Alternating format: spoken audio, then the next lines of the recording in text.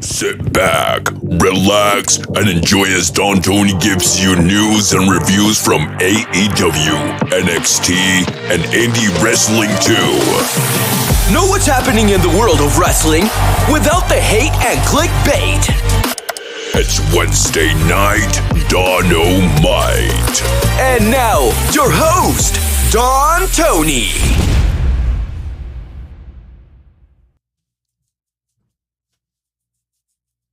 You don't know what I just did.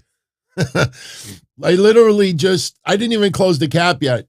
I literally just took a slug of this Perrier as the intro was going, and I had like a little split second of a hiccup, and I went like this, and all the Perrier went up the nostrils.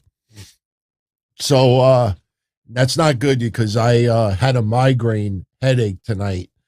So I'm already a little bit shangada today, and now I got Perrier up the nose. Good evening, everybody. I know, what a way to start off tonight's show, right? Wednesday night Dynamite for December 8th, the Immaculate Conception. I am Don Tony. Good evening, everybody. Hope you're all doing good.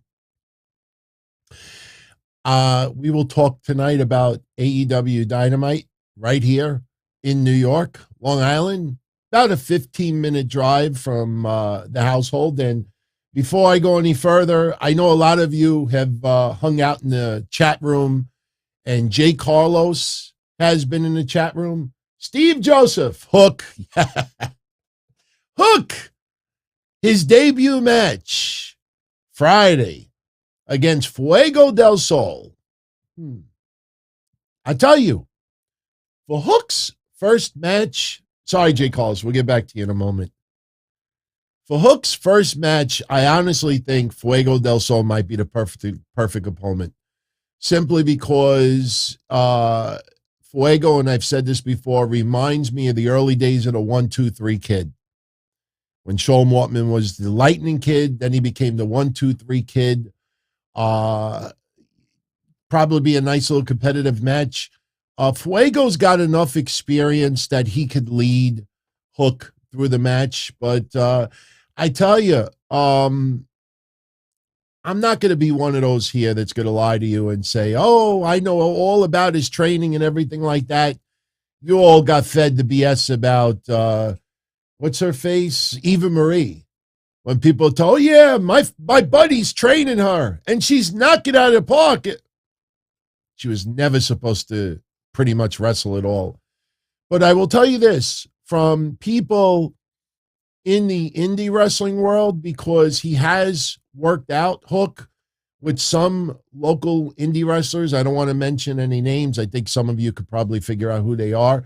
More veterans now. It's amazing because I remember going to USA Pro Wrestling days, Jersey All Pro, Combat Zone Wrestling, even being involved in shows with some of these guys, and to now see them training the stars of tomorrow, it's pretty cool. And it's also depressing because it makes me feel old.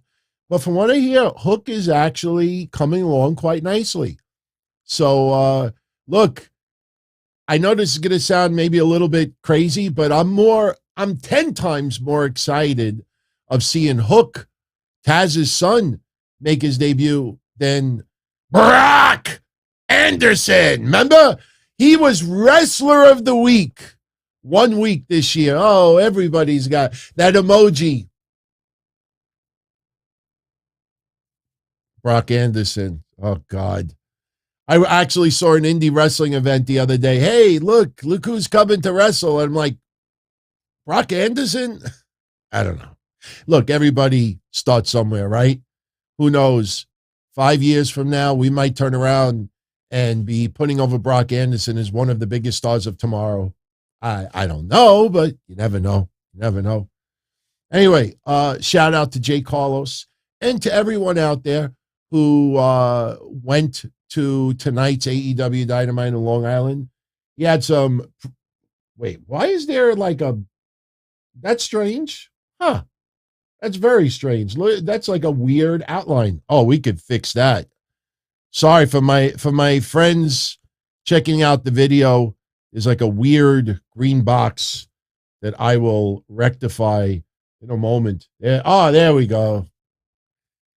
You start doing this for a while, any little kink, you could spot on almost immediately. That's why I always love to do my own stuff and not depend on others.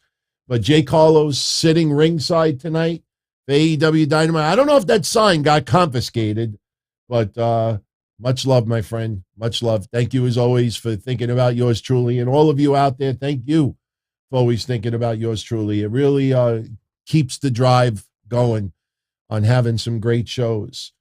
Last night, we bid farewell to Johnny Gargano. For now, we'll talk about that in a few moments. I think everybody out there right now has got a little bit of AEW Dynamite on their mind, especially the way it opened up tonight. And if you tune into my shows on a weekly basis, you know, you remember back way before CM Punk and MJF started their feud. Remember the night I said that CM Punk's music's got to hit, especially if they would have done it in Chicago, and then MJF comes out instead of CM Punk? Nuclear heat. Tonight we got the opposite. Little bit bizarro land tonight. And don't get me wrong, I don't call MJF getting cheered tonight as bizarro land. In fact, if you saw my preview for the show today, this is I understand why people do it online for a conversation piece. I don't think there was any doubt whatsoever that MJF was going to get cheered beyond belief in Long Island. You do cheer the hometown hero.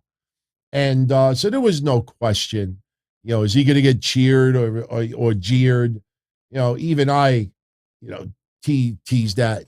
But little bizarro land to see CM Punk enforce the agenda. And I'll tell you why. Because CM Punk and MJF had no interaction tonight.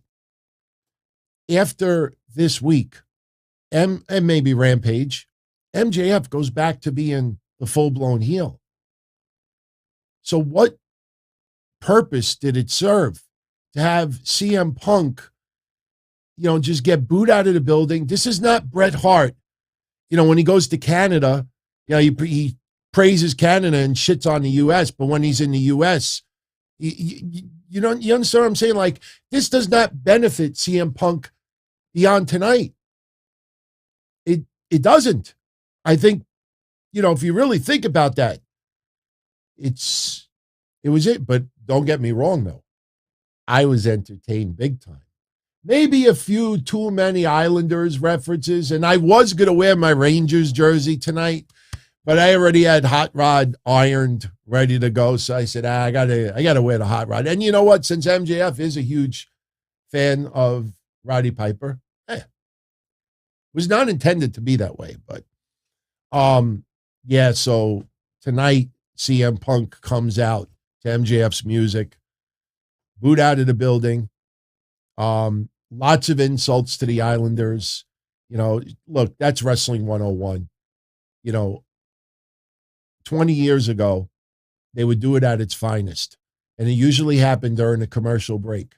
If you had a wrestler that you wanted to get over even more as a heel, WWF did this and did it brilliantly back then.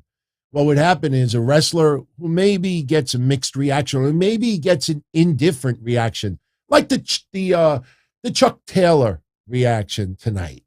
So back in the Attitude Era, if you wanted someone who maybe wasn't, you know, really over as a heel, while a commercial break would be on, a wrestler would come out, would cut a promo, a heel promo on the city, the town that they're in, get the town all upset at the guy. The guy walks to the back, and then a couple of minutes later, he comes out for his match. And people, we would watch it at home on TV, be like, wow, you know, blah, blah, blah, blah, is, you know, crowd's really into blah, blah, blah. And then we would get, you know, fan accounts would call into our show back in the day or email us and say, hey, I was at the show tonight and, you know, blah, blah, blah, blah, came out during the commercial and put down the local team, put down the crowd, and they can't. So that's what they do. That's what they do. So putting down the local team is the way to go. A lot of Islander references, like I said, CM Punk with at least 3, Max Caster with at least 1. I'm not a fan of the Islanders, so shit on them all you want. That's cool with me. But CM Punk, and CM Punk, when you really think about it, he made some valid points. Why when you put over a woman like Britt Baker, does it immediately equate to TNA? And that's tits and ass. Some people out there actually thought he was talking about the promotion TNA, which I was baffled at that. Putting down Long Island, comparing it, and I'll tell you, this was a great comparison. And it's here in New York too. In fact, I would have liked to have seen, you know what? There's too many years gone by, but I'll give you a great example of it. When CM Punk tonight talked about Dennis Rodman, one of the legendary feuds back in the day was the Bulls versus the Pistons. You had the Lakers, Celtics, Bulls, Pistons, the Knicks, Bulls. Later on, the Knicks and Miami Heat. Oh, my God. But when Dennis Rodman was on the Pistons, CM Punk, as a Chicago native, hated Dennis Rodman. Later on, the Worm became a member of the Bulls, and then suddenly he's beloved. So you tried to compare that with MJF. But I tell you, like you look at New York, especially like when Pedro Martinez, came to the Mets. Suddenly he was beloved in New York. You had other players, Alex Rodriguez, come to the Yankees. You have Johnny Damon, who would come to the Yankees. When you have a rival player come to your home state to play, suddenly they're beloved. But if you really think about the feud, tonight does not help CM Punk beyond tonight, because next week it's right back to what it was before. So this excessive troll, MJF was going to get cheered no matter what. Maybe there was a little bit of doubt that it would be so one-sided. So they CM Punk, being the master of the microphone, you send him out there and, he could get a crowd behind him or a crowd totally against him. But CM Punk, great promo tonight. Tremendous heat. Then CM Punk says something very interesting. He's paying very close attention next week to Bryan Danielson versus Hangman Page. And I'll be honest with you. If I could criticize one thing, I have to criticize something with a tag team match later on. Fool me once, shame on you. Fool me twice, shame on me. The Young Bucks versus Chuck Taylor, Rocky Romero. That match was okay until the very end of it, which really just, I could understand live. There's so many things going on at the same time that you don't pick it up like you do at home. But I watched the end of that match and I was like, you got to be kidding me. You got to be kidding me. I mean, it looked so awful when you had Brandon Cutler spraying. Remember I told the story about me spraying the Sandman with the air freshener and then spraying it in my eyes? The minute I sprayed it in my eyes, I stopped spraying. And it looked horrible at the announcer's table. And it's almost like Brandon Cutler, because he has some power, it's like, you know what? I like the segment at the announcer's table. And you know what? For all those assholes online that made fun of my segment and Jim Cornette and everybody else, guess what? I'm going to double down on it, and I'm going to do it even worse. Do I have anything I could spray right now? Do I have anything? I don't have anything to spray. He sprays it in the Young Bucks' eyes again, and then he realizes it, and he's like, and he's still spraying. Man, if this was 10, 15 years ago, I'd use some very salty words, but we're not. That was awful. And then Orange Cassidy, looking like a goof tonight.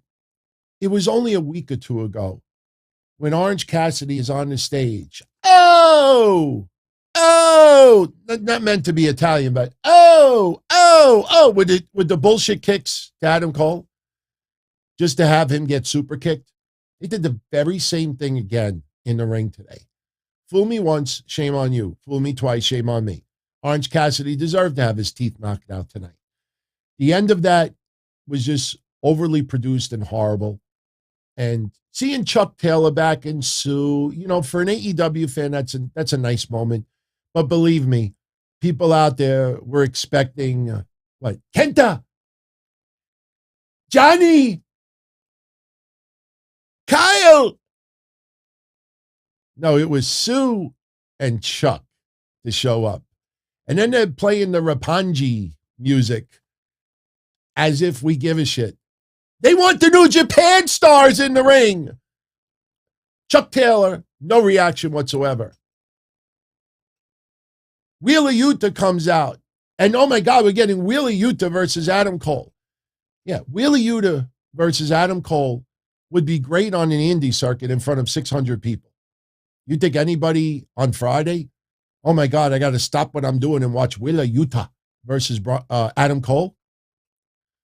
FTR is going to take on the Lucha Bros Friday again for the tag titles. Now, on the surface, I'm glad that they're doing a match because Tony Khan is starting to realize you can repeat matches within a month. If it's good, if it's great, and the crowd loves it, you can do a rematch. So they are doing it for Friday, and it's happening right now in Long Island. The thing is, though, is notice how the AAA titles are not on the line. So you could pretty much guess the outcome. Unless, oh my God, you mean to tell me that AEW might give FTR a nice little run again? Because ever since FTR has lost those tag titles, AEW has done a great job at smoke and mirrors with FTR. They look great with championship belts from other companies. So we'll see. We'll see. But so CM Punk tonight coming out and doing what he was doing. And like I said, if I had any issue with tonight, that was part of it with the tag match. A few other things as well. But overall, I thought it was a pretty decent show. The Dynamite Battle Royal, I'm not going to lie to you. It was a little uneventful for me. The Dynamite ring, the diamond ring, a lot of those wrestlers it felt like they were in a battle royal. I know what somebody's saying to me right now. What are you, stupid, Don Tony? Of course they were in a battle royal. Didn't feel like they were going for a ring. I mean, it just seemed very, very blah. Now, I loved the interaction with Hobbs and Wardlow. I like the little refs. And oh my God, it was last Wednesday when we talked about Dante Martin. And I said on last Wednesday's show that, look, everybody, Dante Martin is going to turn on Ricky Starks. It was a swerve all along. He's going to go back with Lio Rush, and then it's going to set up Ricky Starks versus Dante Martin. Did I think it was going to happen this fast? No. Absolutely not. But it did. And, what was interesting was what happened right before Dante Martin turned on Ricky Starks. We had, who was it? I actually wrote it down. We had Lee Johnson and Lio Rush trying to eliminate Wardlow. And then Dante Martin gets involved. And then you have MJF basically eliminating Lee Moriarty, Lio Rush, and Wardlow at the same time. They're all tied up with each other. And it started with 12 men. The 12 men, for anybody that didn't see tonight's Dynamite, the 12 men involved was MJF, Matt Hardy, Lio Rush, Matt Sydal, Lee Johnson, Wardlow, Lee Moriarty, Powerhouse Hobbs, Ricky Starks, Jay Lethal, Frankie Kazarian, and Dante Martin. Now, I know on the surface, a lot of people would say, wow, there's some big names notably missing in that Diamond Battle Royal. I think this was more to try to showcase some of the younger stars. I know what you're going to say to me. Why it was Matt Hardy in there? Well, it seems like they were leading to a feud with Matt Hardy and Jay Lethal. We talked about it last week.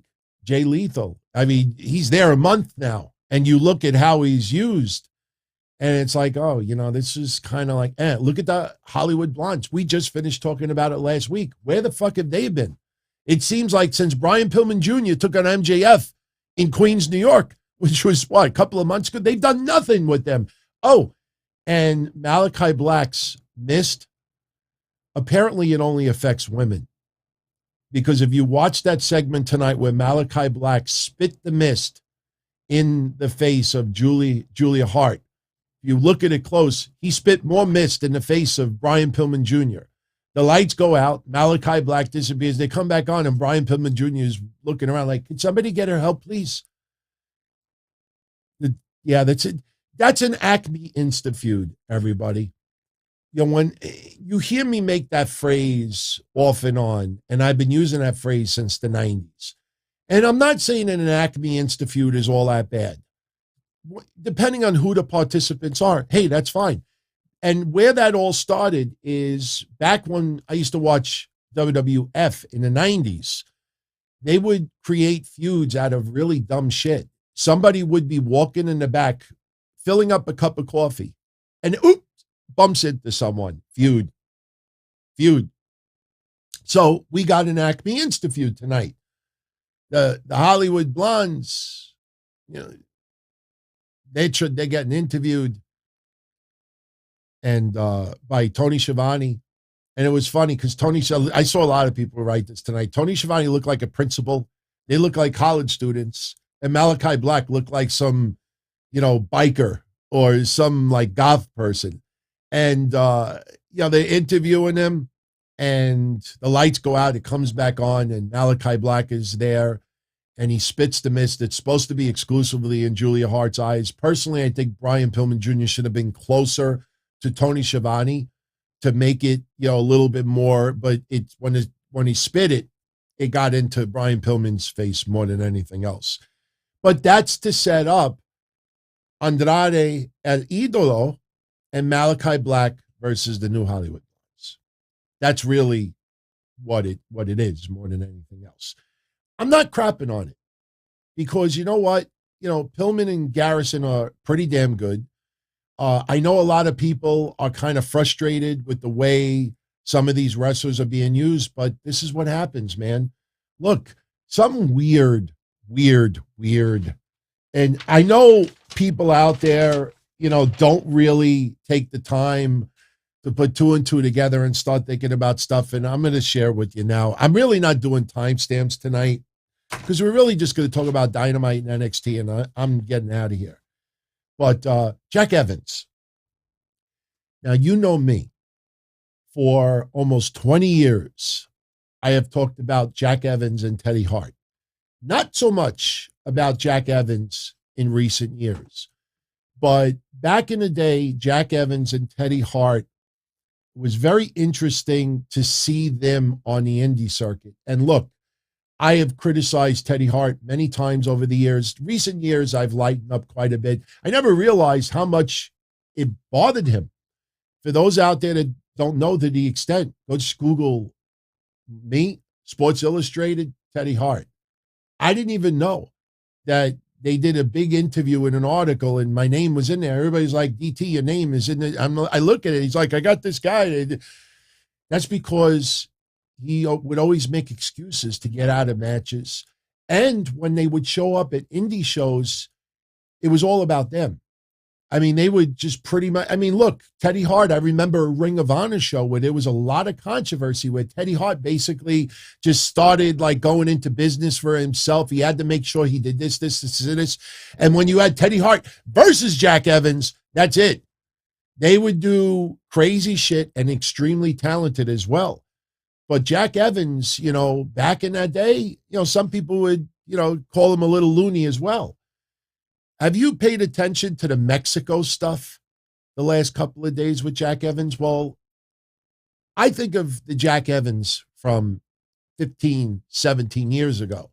And I can't help but to get flashbacks of back then. So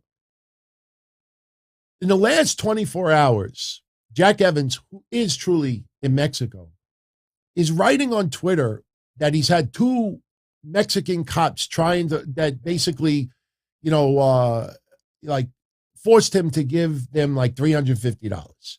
Like back with, hey, Tony, ancestors of Tony D'Angelo and Don Tony and others out there back in the 1920s. Hey, you want some protection? No, I don't need protection. Well, you got your protection. Give me $350.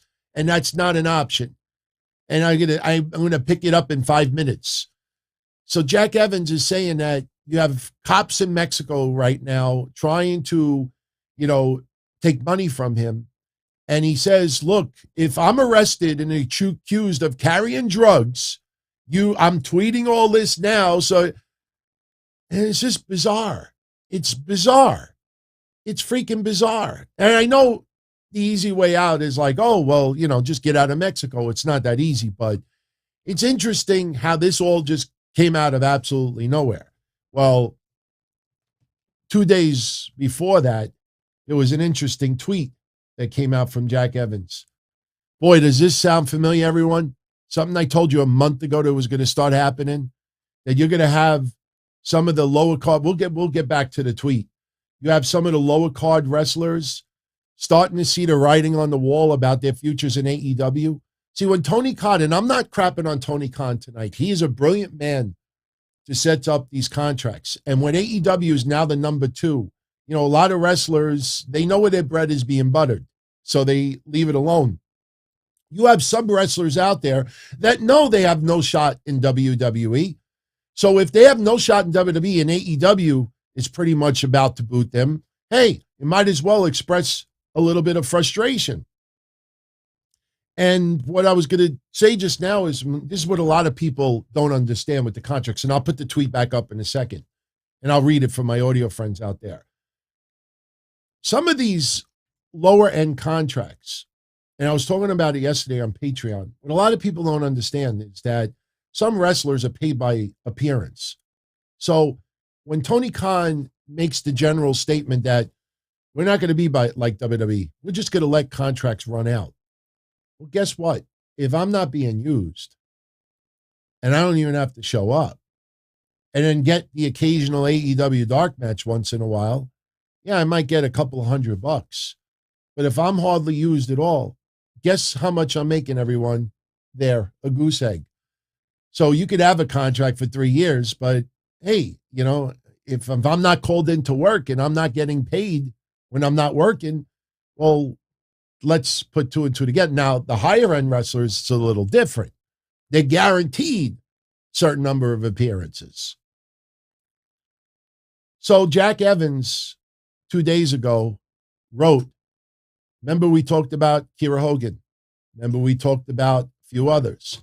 And as we get closer to a year or 2 from now, you're going to see more and more people realize this is a business. I brought up the early days of Dixie Carter, Aunt Dixie. Everybody in TNA that worked for TNA, Dixie is awesome. Dixie is unbelievable. Aunt Dixie, TNA is the best place to work at this and that because they want to keep their job there. They know where their bread is being buttered. They support the company, and that's the right thing to do.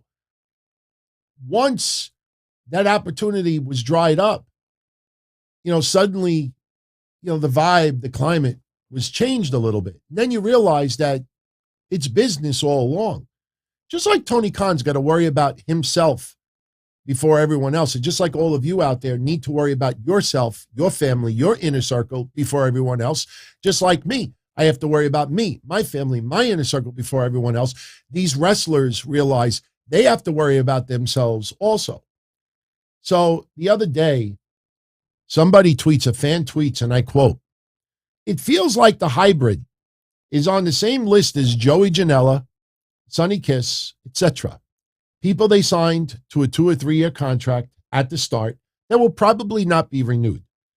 There are only so many people they can hire and a lot more signings coming in, i.e. Kyle O'Reilly, Johnny Gargano, Kevin Owens." Jack Evans' response to that awkward moment when someone word for word, types out your inner thoughts. Well, you could just understand that that didn't go over very well for AEW fans. And you're rocking the boat.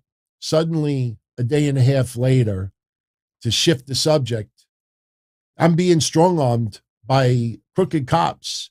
And I'm tweeting about it. Mexico, where the cops could turn around and just blow your brains out for no reason. And I'm being strong-armed for $350. And I tweet about it and tell the whole world about it. And everybody, if I get arrested, then, you mean to tell me tweeting is going to make the situation better? That in Mexico, they have some type of council that, is going to look out for things like this? You think that there's some organization online? Mr. Evans, we need to look into this. We need to examine these officers. No, man, you shut the fuck up. And you don't put extra attention. If I was those crooked cops, if this is even true, if I was those crooked cops, I'd come back. Yo, Mr. Evans, what is this tweet? Mr. Evans, you got it wrong. It's not $350. It's now $3,500. And you're going to pay now. Suddenly, there's this big conspiracy of it. Come on, we know Jack Evans, and I hope to God he's just being old school Jack Evans. By the way, do you know the wrestler that stepped up to write back to Jack Evans and say, bro, I hope you're okay, man. I hope this, I hope that. Joey Janela. So I hope Jack Evans is just being vintage Jack Evans.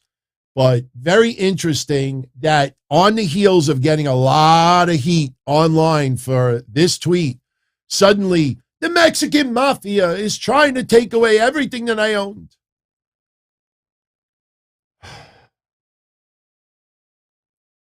Are people that naive? I don't know. Jeff, it's not that I don't believe him. It's just that Jack Evans, old school Jack Evans, if you go back 15, 17 years, this is right up the playbook. And not only that, when you're in a different country and you have police officers, cops with weapons, and a country where we have seen people get executed just for not paying. And then you have two cops that show up at your house that are trying to strong arm you, and you give them $350 the last 2 days. And then you go on fucking social media and you write about it. And you say, everybody, if I get arrested for drug stuff, you read this tweet. You saw it here first. The fuck does that mean? He's going to go to court. Your Honor, I'm not guilty. Why do you say that, Mr. Evans? Well, look at the tweet I wrote 2 days ago. I mean, this helps. What does this do? Oh, Jack, we're praying. Can't you get out of there? Why are you out there? Can't you get out of there? Go tell them you have an AEW event to go. Tony, book him for Rampage. Get him out of Mexico before they take another $350. I don't care if I have a house in a particular area. If I have mafia cops suddenly trying to, swindle money from me and threatening to take my life, get me arrested, plant drugs on me, what you think tweeting it? That's going to make them go away? Come on, man. Be a little street smart, everyone. There's a lot of people out there that claim they're street smart, but they're not. You could see on that tweet helps in some way. That to me, that's Jack Evans being Jack Evans. So anyway, my Jack Evans story was longer than the Dynamite Battle Royal. We go to commercial break. We come back from commercial break, and there's like nobody in the match. So basically what ends up happening is we got Ricky Starks, Dante Martin, and MJF as the final three, and Dante Martin turns on Ricky Starks. Taz is on commentary. You son of a bitch! You son of a bitch! We talked about it last week. They burned through these feuds and storylines so much. And because COVID hits and it's not the right time for Hangman Page to be the champion, and then he takes some time off so his wife could give birth. Oh, no, that was a 2-year storyline. That was perfectly planned. And look, a 2-year storyline that came to fruition. Seriously? Next week, we're getting Serena Deeb versus Hikaru Shida. The trophy is broken. 3 weeks later, I avenged the trophy. After that match, 3 weeks later, another match. You know, when you have 2 matches over 7 weeks, that's not a feud. So, but you see Jack Evans, you keep signing blah, blah, blah, blah, blah, blah, blah, blah. A lot of other people get nothing. I wish, and I said this on Patreon yesterday, and I say it again now, I wish someone out there would take the time, do research. I probably could do it in a matter of 2 or 3 hours time. But when you see this top 5 list that shows up on AEW, when they show these records of some of these wrestlers, I wish somebody would remove the AEW Dark and the AEW Elevation matches and see what these wrestlers' true records are for 2021 on Dynamite and Rampage. Because take the YouTube shit out. Because the YouTube matches for some of these wrestlers, it's simply designed to pad numbers and to try to give the perception that somebody wrestled 60 matches during the year. But when you actually start looking at the results, oh my God, Britt Baker had an unbelievable year. She had 25 wins. And then you realize that 10 of the 25 is against Lisa Lick and Samantha Strong. That could be an actual wrestler. Yeah, I'm just using her as an example. She had an awesome year. She might actually be women's wrestler of the year. I don't know. I haven't thought about it. But the point is, you take away Dark and Elevation, and you realize the true record. So you think, watch Jay Lethal. 2 months from now, Jay Lethal is going to be like 13-1. And then you're going to realize 10 of those 13 matches were on Dark or Elevation. So Dante Martin gets rid of Ricky Starks after 1 week of being part of Team Taz. So MJF and Dante Martin next week will wrestle for the Dynamite Diamond Ring. And Dante Martin, who a lot of people look at as a babyface, I understand MJF getting cheered today because of where he's at. But the CM Punk stuff, like I said, if CM Punk causes MJF the ring next week, CM Punk is back to being a babyface.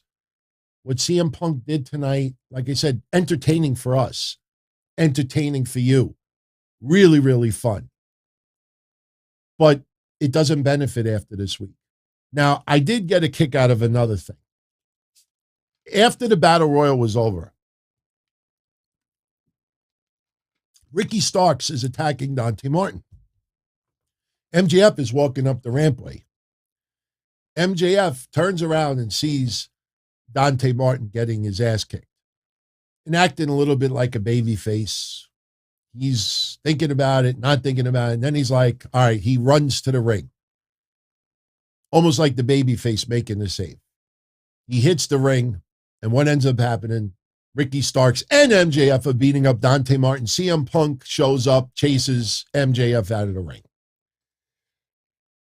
I saw several people tonight writing, wow, that was so cool to give us a tease of what MJF would be like as a babyface.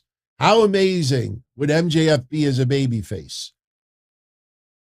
First of all, yeah, if Dynamite was in Long Island every week. And number two, wasn't MJF with Cody and technically a babyface early on?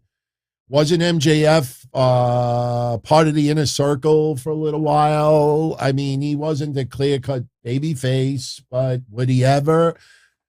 I mean, these people forget. But I like that it comes down to MJF and Dante Martin. They will face off at Winter is Coming. Oh, remember when I said earlier, I tried to cover it up. I had a brain fart earlier. Remember when I said earlier that if I could criticize one thing about tonight's Dynamite, other than the Young Bucks stuff, towards the end of that match in Orange Cassidy, the other thing that I wanted to say before, but I had a brain fart, I forgot. In my opinion, if we could criticize one thing about tonight's Dynamite, it was a horrible, horrible build-up to Winter is Coming. I mean, I get the very end of the night of Hangman Page chasing Bryan Danielson out of the ring because he is beating up John Silver after the match. But to me, I mean, last year's Winter is Coming, and it ended up being, awesome. We had Sting and everything else. And I'm not saying that another 60-year-old legend should come out, but it just felt like a horrible lead-in to Winter is Coming. Just my opinion. I mean, it just felt, look, even like Guevara tonight, and I know I'm doing a little bit out of place, but we're having a conversation. We're not doing things in perfect order. You go check out another show for that. Guevara comes out to do an interview and bringing back the open challenges. So Cody shows up. Cody challenges Guevara. Challenge accepted. And Cody teasing that he's going to walk down into the heel entrance, the rampway, but he goes the other way. Getting heat, obviously, from the Long Island fans. So, did they announce Cody versus Sammy? Winter is Coming? Nope. They probably will, but they didn't. They didn't. And there was a little bit of a mess tonight, in my opinion. I'm looking at the chat. Shout out to everybody who's live right now, by the way. Now we also got a little bit of an Acme Insta feud tonight. And this might be a match for Winter is Coming as well. We had an 8-man tag match. Jungle Boy and Luchasaurus. They teamed up. And we had the Acclaimed. Oh my God, I'm getting freaking brain farts all of a sudden. Jesus. I had this migraine earlier that really knocked me for a loop. But anyway, we had the 8-man tag match tonight. The Acclaimed 2.0, Jurassic Express, and holy shit, what was the other tag team? I'm drawing a freaking blank right now. I know 2.0. Well, I'm leading to the Acme Insta feud. I know the Acclaimed in 2.0. Who was Jurassic Express's tag partners tonight? Jeff, I'm fine. I'm just drawing a brain fart right now. Is everybody the Acclaimed? Yeah, Jurassic Express teamed up with the Acclaimed. The Varsity Blondes, that's right. Because of the segment with the Varsity Blondes later on, that's what threw me off. Okay. Varsity Blondes and Jurassic Express take on the Acclaimed and 2.0. Now, this is why storylines need to continue week after week after week. You can't have something happen and then nothing for 2 or 3 weeks, and then have something happen again and then nothing for 2 or 3 weeks. So, my face is changing color. I'm fine. Why? Everybody's concerned all of a sudden. No, I'm good. I'm good. So we have a fun match. We have Max Caster come out, and he's putting down Jungle Boy. And there's a Cuomo reference as well. See, I remember everyone. I just had a brain fart. It's all right. I've been up since 6 this morning. When he rhymed with Cuomo, I know a lot of people were a little bit nervous for a minute that he was going to use a different word, but he didn't. He brings up the Islanders also. And the Acclaimed a little bit over with the crowd. This was a fun 8-man tag match. Okay, Steve Joseph, thank you very much for the super chat. They announced Sammy Guevara versus Cody on Christmas Day. Christmas Day? Wait a minute. Christmas Day is on a Saturday. What are you talking about? On Christmas Day? Christmas Day is on a Saturday. Are they doing a house show? You don't have to super chat it, but can you clarify that, please? Because Christmas Day is on a Saturday. For a minute, I was like, wait a minute, Christmas is not on a Wednesday. If that was the case, I would have been planning my Monday and Tuesday to take off already. So we get the 8-man tag match. Yeah, there we go. Christmas Eve. Okay, Christmas Eve is a Friday. All right. So that's going to be for Rampage. All right, interesting choice. I don't know if I would do that for Christmas Eve. I mean, not only is it Friday night, 10 p.m., Christmas Eve on top of it. Did they learn anything? Garth is now saying that Rampage is going to be on Christmas Day. Okay. You know what I would have done, everyone? I would have had it on Christmas Eve and Christmas Day. Fuck the ratings for that day. I mean, the ratings are not going to be very good, especially because people are going to be busy with the holidays, going to see family, friends, going out to eat, maybe doing some last-minute shopping. Believe me, some stores here in New York are open until midnight on Christmas Eve. But so we get the 8-man tag match tonight, and you get a little bit of an Acme Insta-feud. Towards the end of the match, Daniel Garcia, who was not in the match, but obviously was dressed to wrestle, so something tells me, we may get something for Rampage. I don't know. But Daniel Garcia is stopped by Eddie Kingston. All right, fine. He's stopped by Eddie Kingston. Max Caster tries to hit Jungle Boy with the elbow drop, the mic drop. Jungle Boy gets out of the way. Max Caster misses. Jungle Boy with the snare trap. Caster taps out. Match is over. For some reason, Eddie Kingston is telling the camera crew to follow him in the back. We don't hear a word that he's saying. And the next thing you know, 2.0 is back there. Daniel Garcia is back there. And they're all attacking Eddie Kingston. And then Santana and Ortiz show up. And we get this big pull apart. So now you got Santana, Ortiz, and Eddie Kingston, the three of them. And you have 2.0 and Daniel Garcia. So now, again, is this going to set up next week? Is it going to be for Christmas? I don't know. But felt forced. 2 weeks ago they did this. I miss Moxley, man. I hope that guy, take your time, obviously. But I hope he comes back sooner than later because it feels like a lot of things are out of the play.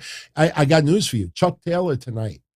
How many of you out there felt like Chuck Taylor was dressed just like Moxley? Yes, he only had a pair of black jeans on, but with the short hair and a little bit of the 5 o'clock shadow and his physique, he's a little bit more tightened up in the muscle department. Looked a little bit like Moxley's dress. Where is Sting? I don't know. He might be on Rampage tonight, or maybe they gave him the week off. Yeah, I mean, Danish, Eddie Kingston telling them to follow him in the back. That's to get jumped and to set up the Acme Insta feud. So we couldn't hear anything that was being said. It just felt forced. It also felt really, really choreographed and forced too. The 6-woman tag match we're going to have Friday. We had a backstage segment with Ruby Soho. No more brain fart, everyone. I'm fine. We had a backstage interview segment with Ruby Soho, and she's interrupted by Penelope Ford and the Bunny. And they're making fun of her, and, they're mocking her, and they're like, we're going to, along with Nyla Rose, we're going to take on you and 2 partners of your choice. And do you even have any friends in AEW? Ruby Soho is more like Ruby Soho. Solo. All right, whatever. Nyla Rose comes out of nowhere and attacks Ruby Soho. And just conveniently, they learn nothing with the horrible segment with Was it Brandy and Jade Cargill in the back that time? And Red Velvet just happened to be there. Nyla Rose attacks Ruby Soho, and the Bunny and Penelope Ford there. And just so happens Ty Conti and Anna Jay are right there with chairs in hand. Forced, quick, choreographed. Awful. Awful. I didn't like that. Too perfectly placed. They have a habit of doing that a lot. But that's a match we have on Friday. Should be a fun match. We'll see where it goes. Yeah, no, look, I have nothing against Anna Jay. Penelope Ford is doing a hell of a lot better. The Bunny is actually pretty decent in the ring, and Ty Conti is awesome. But you could see that there's a lot of opportunities that are just not there right now. They are covered up with tournaments. I have brought this up before. If you really pay attention more to the women's division, how do people get title shots usually? Because of an eliminator or a tournament or this and that. That's why I hate the win-loss stuff, man. Riho, you could see that a mile away. When Riho got that roll-up pin on Britt Baker, then, if she beats Jamie Hayter, she gets Britt Baker. And then they force down our throats that, Riho's never been pinned by Britt Baker. So you knew that Riho was going over on Jamie Hayter. Now, they had a match tonight. It was a lot of fun. It might arguably have been the best match of the night.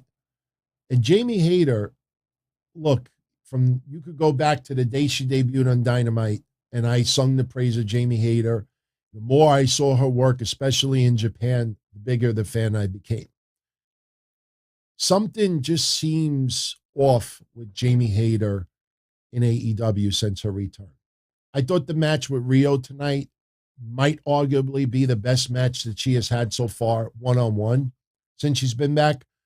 The only issue I had with this match tonight is too many offensive, big-time spots by Jamie Hayter to have Riho kicking out of. I mean, that backbreaker to kick out, and Jamie Hayter hitting power move after power move after power move. And, look, I know Britt Baker is not a manager, but there's like no energy around ringside with Rebel and Britt Baker.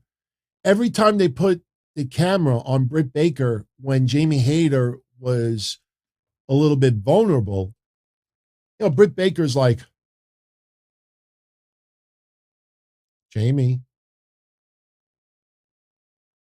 go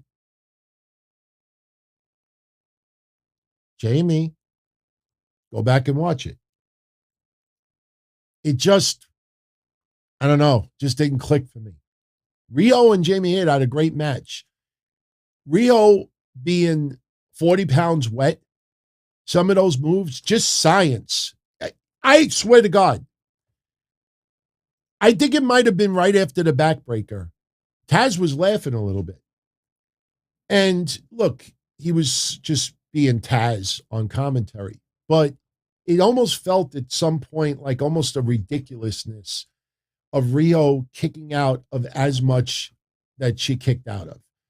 The match was excellent, but too many power moves. And then at the very end, with Riho doing almost like the stomp that Finn Balor does, and then she, nails Jamie Hayter in the face, gets the pin. And look, Jamie Hayter is definitely leaving Team Baker very, very soon. And you could see that a mile away. Would they have Jamie Hayter feud with Britt Baker for that championship? It is possible. It is possible. I think we know who will come out on that one. But I don't know.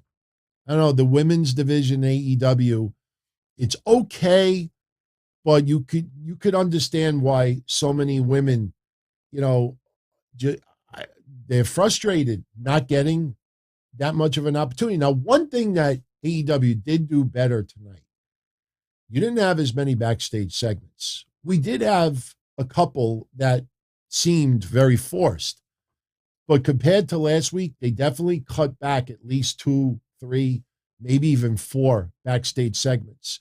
They did a really good job tonight managing the time inside the ring. Shout out to everybody. I see everybody's feedback. Kevin Milwaukee says Jamie Hayter's like Paige mixed with Natalia without the annoying voice. Jamie Hayter, her style is nothing like Paige, nothing like Natalia, but I understand why you say that. Jamie Hayter is really, really, I mean, you got to see her work in Japan. And look, her work with Thunder Rosa was pretty damn good too.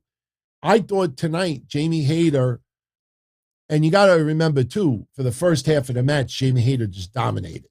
So when you dominate your opponent, obviously you look strong.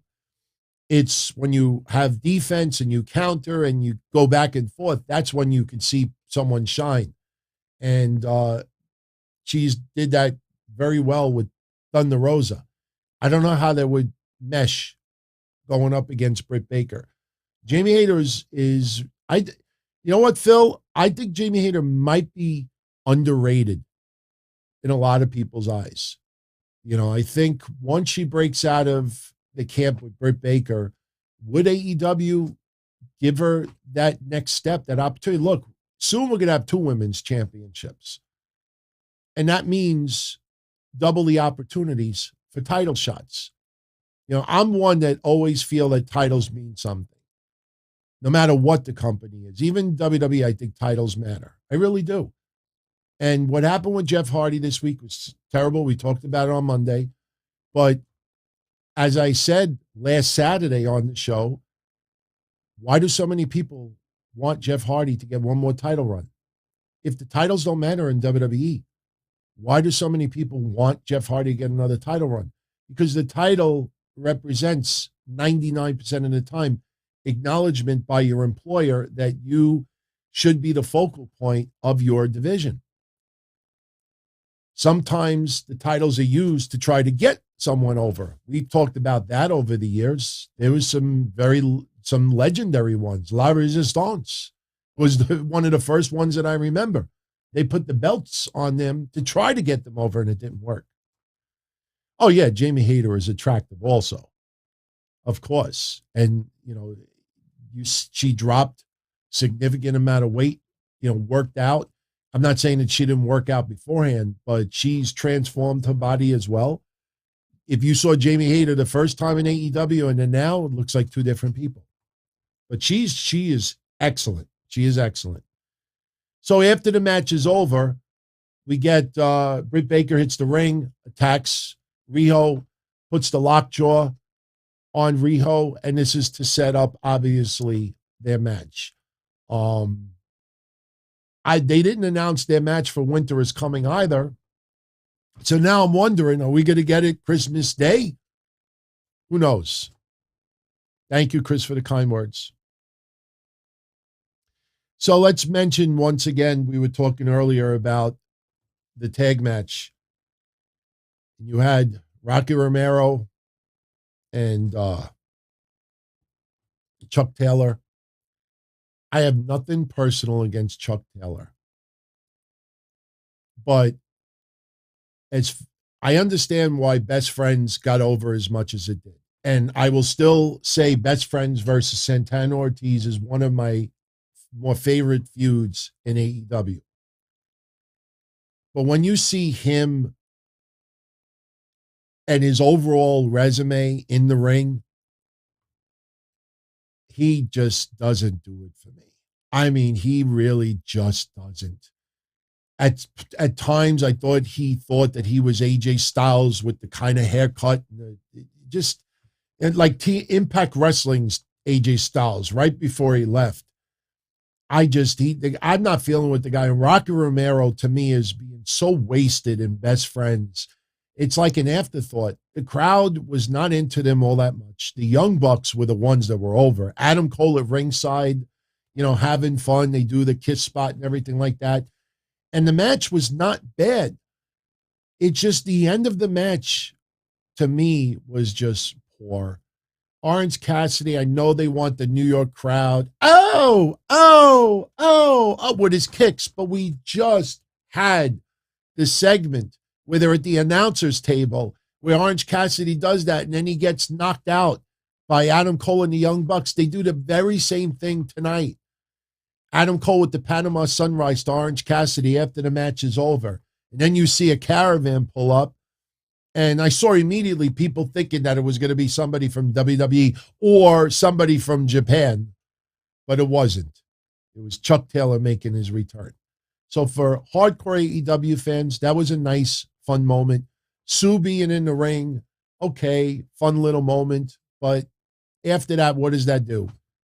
You know, this connection to Japan, it's not doing it for me. How many weeks have we seen Chaos, AEW's Chaos, lose? Do you remember the first week that they became officially members of Chaos and everybody lost that night? There was 2 or 3 matches that night and every member of Chaos lost. And they said, wow, if I was Kent, I'd be pretty freaking pissed off right now. I think they got 1 win since that formed. I mean, where is this leading? Next thing you know, it's 6 weeks later, and there's nobody from Japan showing up. You know you get the surprise? When you see somebody fly in that's part of Chaos, that is booked for GCW, that is booked for indie wrestling, blah, blah, blah, blah. That's booked for indie wrestling here, indie wrestling there, California, Jersey, New York. That's when you know. They're not flying anybody in. No, the Forbidden Door. It's weird how the Forbidden Door seems to be held open by 9 different promotions, like Minoru Suzuki. Oh, my God, the Forbidden Door. And then Minoru Suzuki, hey, he's on GCW. Hey, he's going to be in Jersey. Hey, he's going to be here. Hey, he's going to be in California. Hey, he's going to be here. So, come on.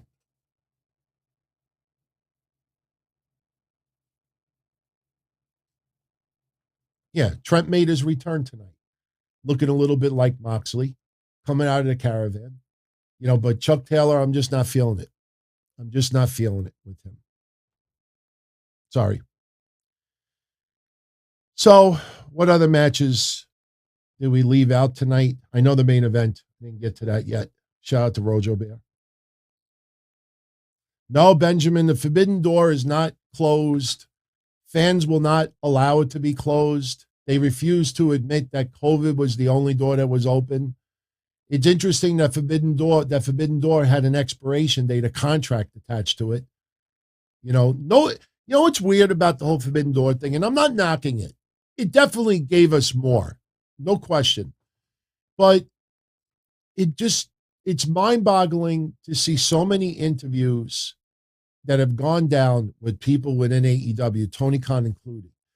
But it's so frustrating to see so many interviews over the last 2 months especially, and not one person asks or says, is it true that a year ago, all the promotions agreed to share talent and that as of whatever it was, December 1st or whatever, that agreement ended?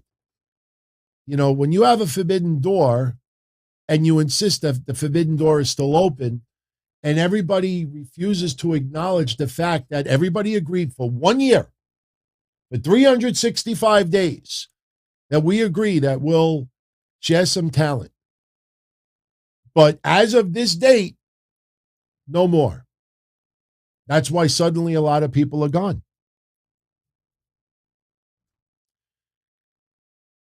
So I'm looking at the other matches. So on Friday, we have the Lucha Bros versus FTR for the AEW Tag Team Championships. We got the women's six women tag match. Ruby Soho teaming up with Anna Jay and Ty Conti. They're taking on Nyla Rose, Penelope Ford, and the Bunny. And then we got Adam Cole versus Wheeler Yuta. I want to talk about ratings in a moment. Taz also announced that on Friday we're going to get Hook with his debut match, as we said earlier, versus Fuego del Sol. And that tells you something. that out of all the matches for Rampage, that match I actually want to see more than anything. I hope the ratings go up. I think they will go up. I really do. We'll talk about the ratings in a moment. But the main event tonight, Bryan Danielson versus John Silver. And look, John Silver's from my neck of the woods. I like John Silver. John Silver is one of the good guys in wrestling. Very underappreciated outside of AEW. You'd be surprised. Did it feel like a main event? No, it felt like we were just waiting to see what was going to happen after the match was over. Bryan Danielson pretty much dominated this match. Sam, we did the ratings contest. I think it was on Thursday. So Thursday, I will announce the winners. Yeah, we will do that tomorrow. I'll announce the winners tomorrow. By the way, should we give it away? Not tonight, but maybe next week. Little Christmas gift for someone out there. You know, it's autographed by Mr. Gargano. It's still sealed. I told you I had two.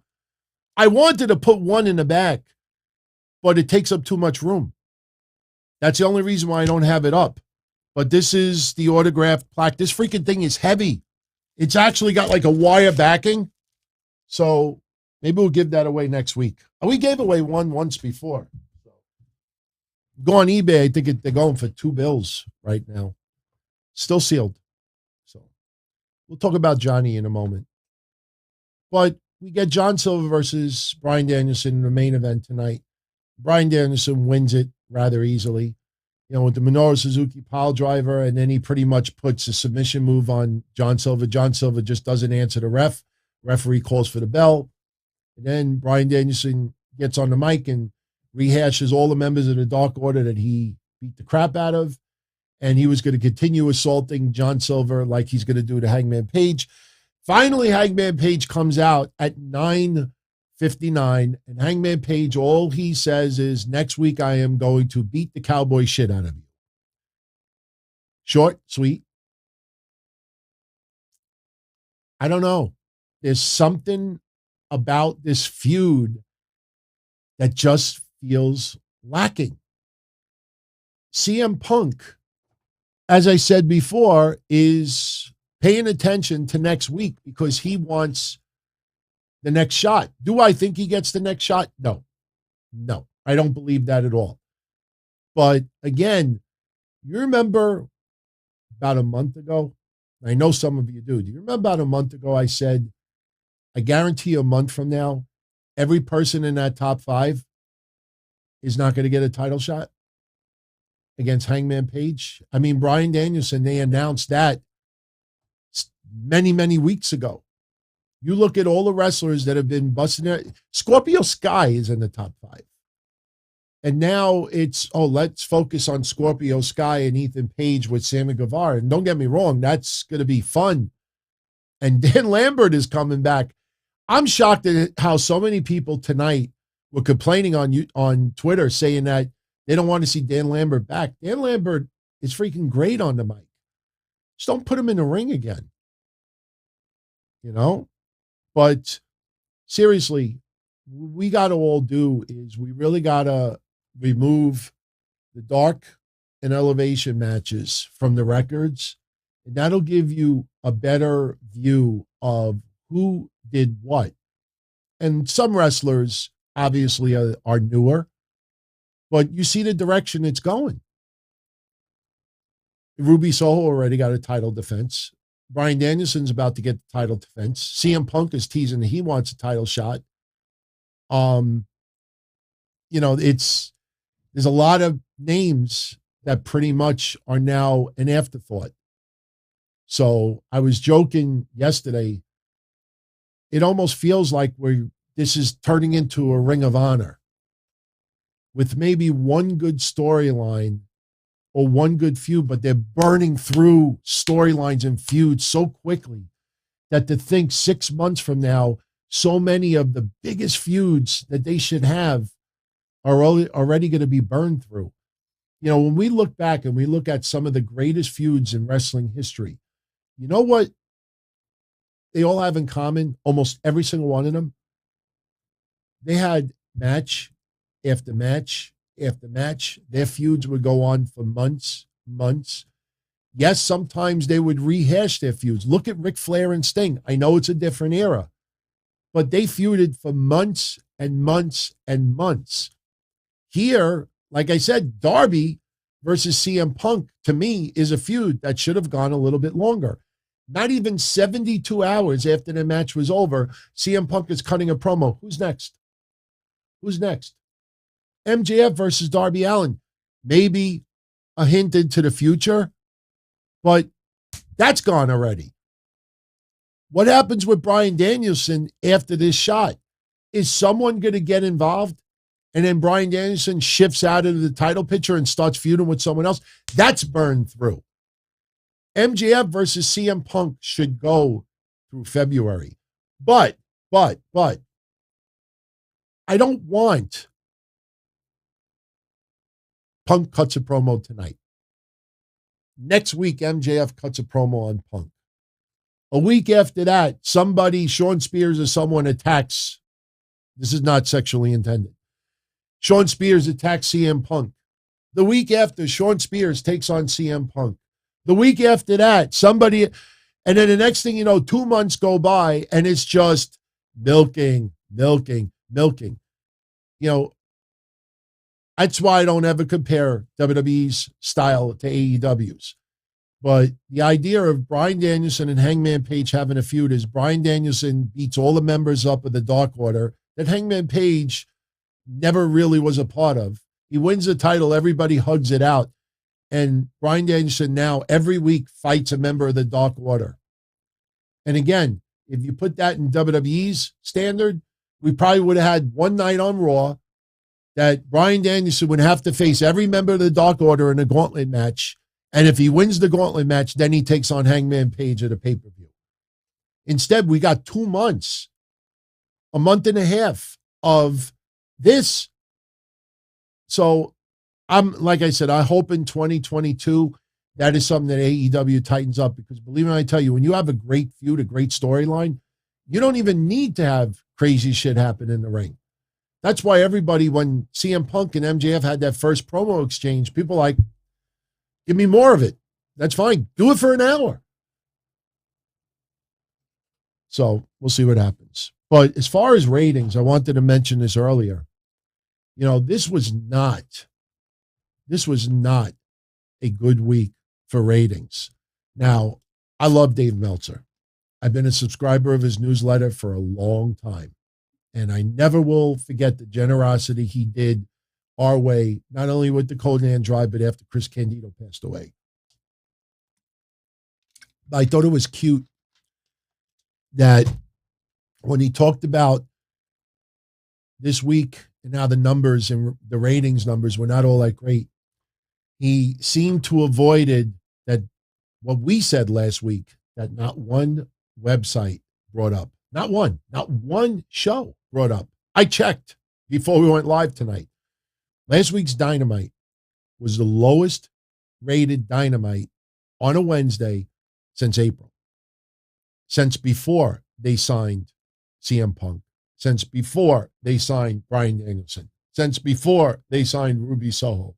Since before they signed Adam Cole. And Tony Nese. And others. That little one, I think that's probably the biggest news out of it all. And no one brought that up. Trust me, I double and triple check my facts before I say something. But Dynamite was not the only one this week, and you can't blame it on Thanksgiving. Thanksgiving was not last week. It was the week before. And the night after Thanksgiving, SmackDown's rating went up. But for this past week, just to show you how bad wrestling was in the ratings spot across the board, Dynamite last week was the lowest Dynamite on a Wednesday since April. SmackDown was the lowest rating since they've been having fans in attendance again. Raw was one of the lowest ratings in their history, if not maybe the lowest. I haven't checked it. Impact Wrestling couldn't even break 100,000 viewers. The week before was Thanksgiving. Thanksgiving wasn't the day before, the day after was Thanksgiving. So they totally get a pass there.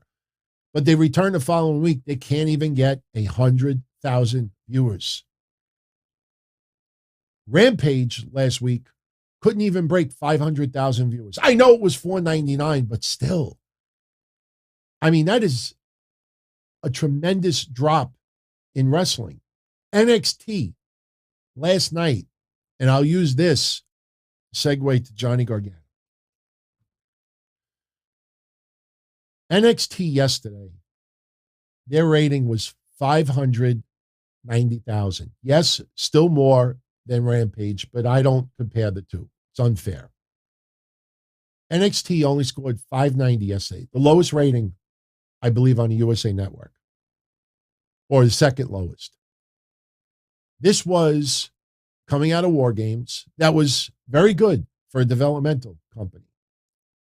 This was also Johnny Gargano bidding farewell for now, and we don't know what the future is for Kyle O'Reilly. So you mean to tell me, coming out of War Games, Johnny Gargano's farewell for now, and Kyle O'Reilly's possible exit, and that leads to the second lowest rating ever on the USA Network? What am I missing here? And don't give me this, the black and gold is dead. We've had for 10 weeks this shift that they're going back to their roots. This isn't a surprise for anybody anymore. All this buzz online for Johnny Gargano. And this is what I mean about, there you got this group of wrestling fans on social media that are passionate, that love all of wrestling, and are very, very loud. The problem is they're not the majority. For the last 24 hours, I saw emoji after emoji after emoji of fans with tears in their eyes. Just like Johnny Gargano had tears in his eyes. He was bidding farewell for now. And all for 24 hours, Johnny Gargano is going to appear on NXT to, say goodbye, to bid farewell, to speak up from what happened at War Games. And for 24 hours, everybody loud on social media, counting down the minutes to seeing Johnny Gargano's speech in NXT. And, it was funny also yesterday to see so many people who have made fun of Gargano, spit on Gargano, put down Gargano, have said that he and his wife suck for years and years and years. And because the popular thing to do yesterday was, remember the emoji, that suddenly they can't get Johnny Gargano out of their mouth. I want to be part of the conversation. If there was no storyline mentioned yesterday with Gargano's speech, even though I did write on Twitter last night before he came out, I said, I hope somebody attacks him.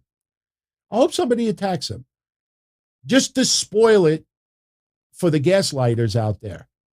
Because the gaslighters want to give you the impression that Johnny Gargano is leaving a sinking ship. Johnny Gargano can't get out of NXT quick enough. Fact of the matter is, these were a couple of photos from yesterday. This was after the cameras went off the air.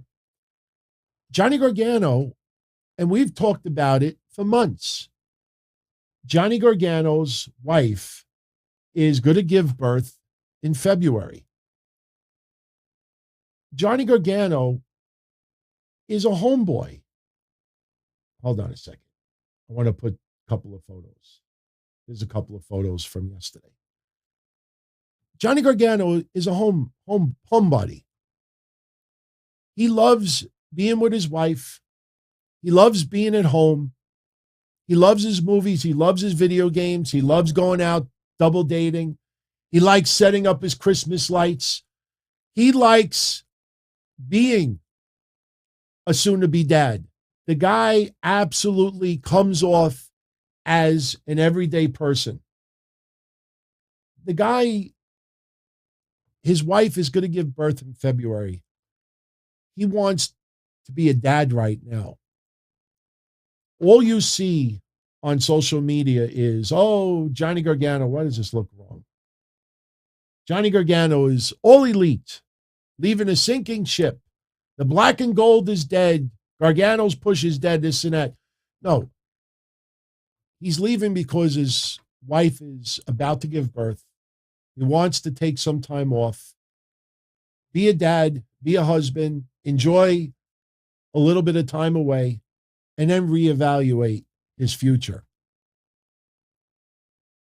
Will he go to AEW? I have no idea. But when Beth Phoenix tells everyone that she wants to be a mother, be a wife, and she wants to step away before kids grow up, it's not a negative thing. It's not a nefarious reason. It's not because they went in a different creative direction.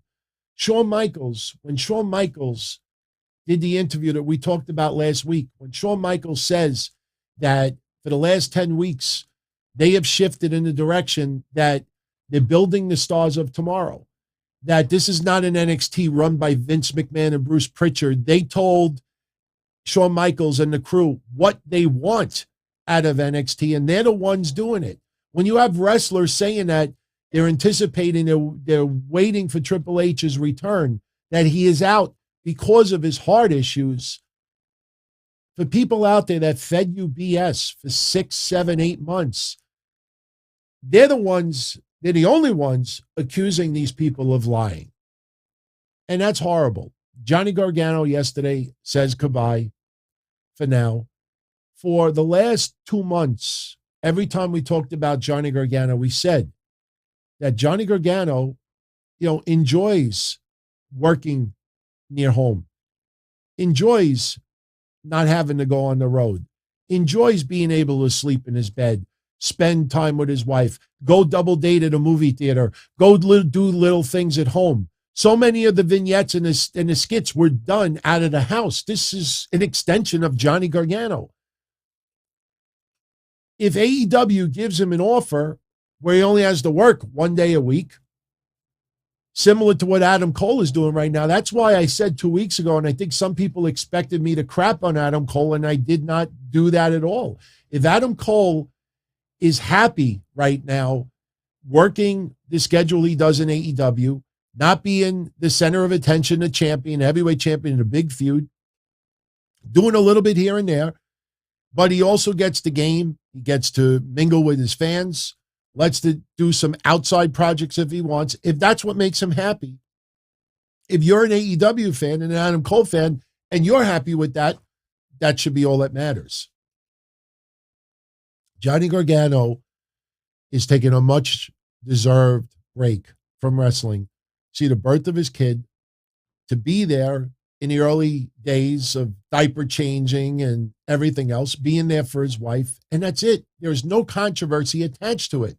Now, what happened at the conclusion with Waller attacking Gargano, that's old school. Of course, Grayson Waller is not the ideal name that we would have wanted. They weren't going to have Braun Breaker turn because Braun Breaker, despite War Games, is tremendously over as a baby face. You don't break. You don't try to fix what's not broken. So great. Look, even when Shawn Michaels talked about the names that they're building for tomorrow, Waller's name is always in that conversation. They see something in him that we don't see yet. They see something. Now, 6 months from now, he could be out of a job. That's the way it is in WWE. But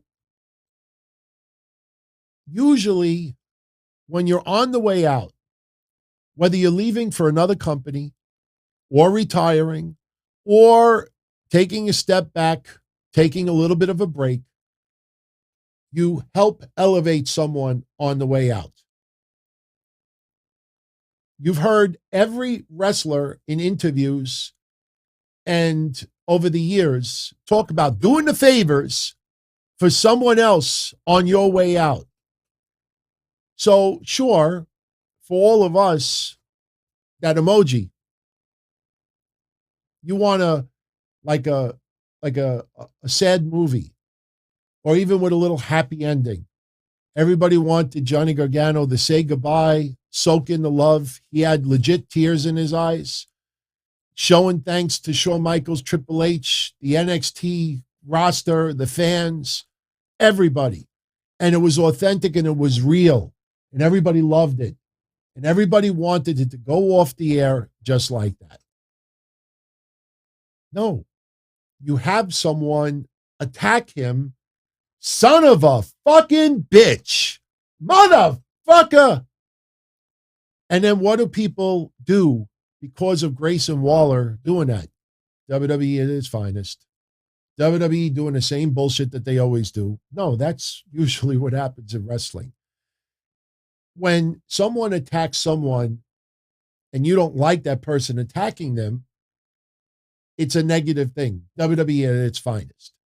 But if it would have been the opposite, that someone you don't like is leaving, let's say Baron Corbin or someone else, and someone you do like comes out and beats the living crap out of them on the way out, suddenly, good. Get that, nah, hey, bye, goodbye.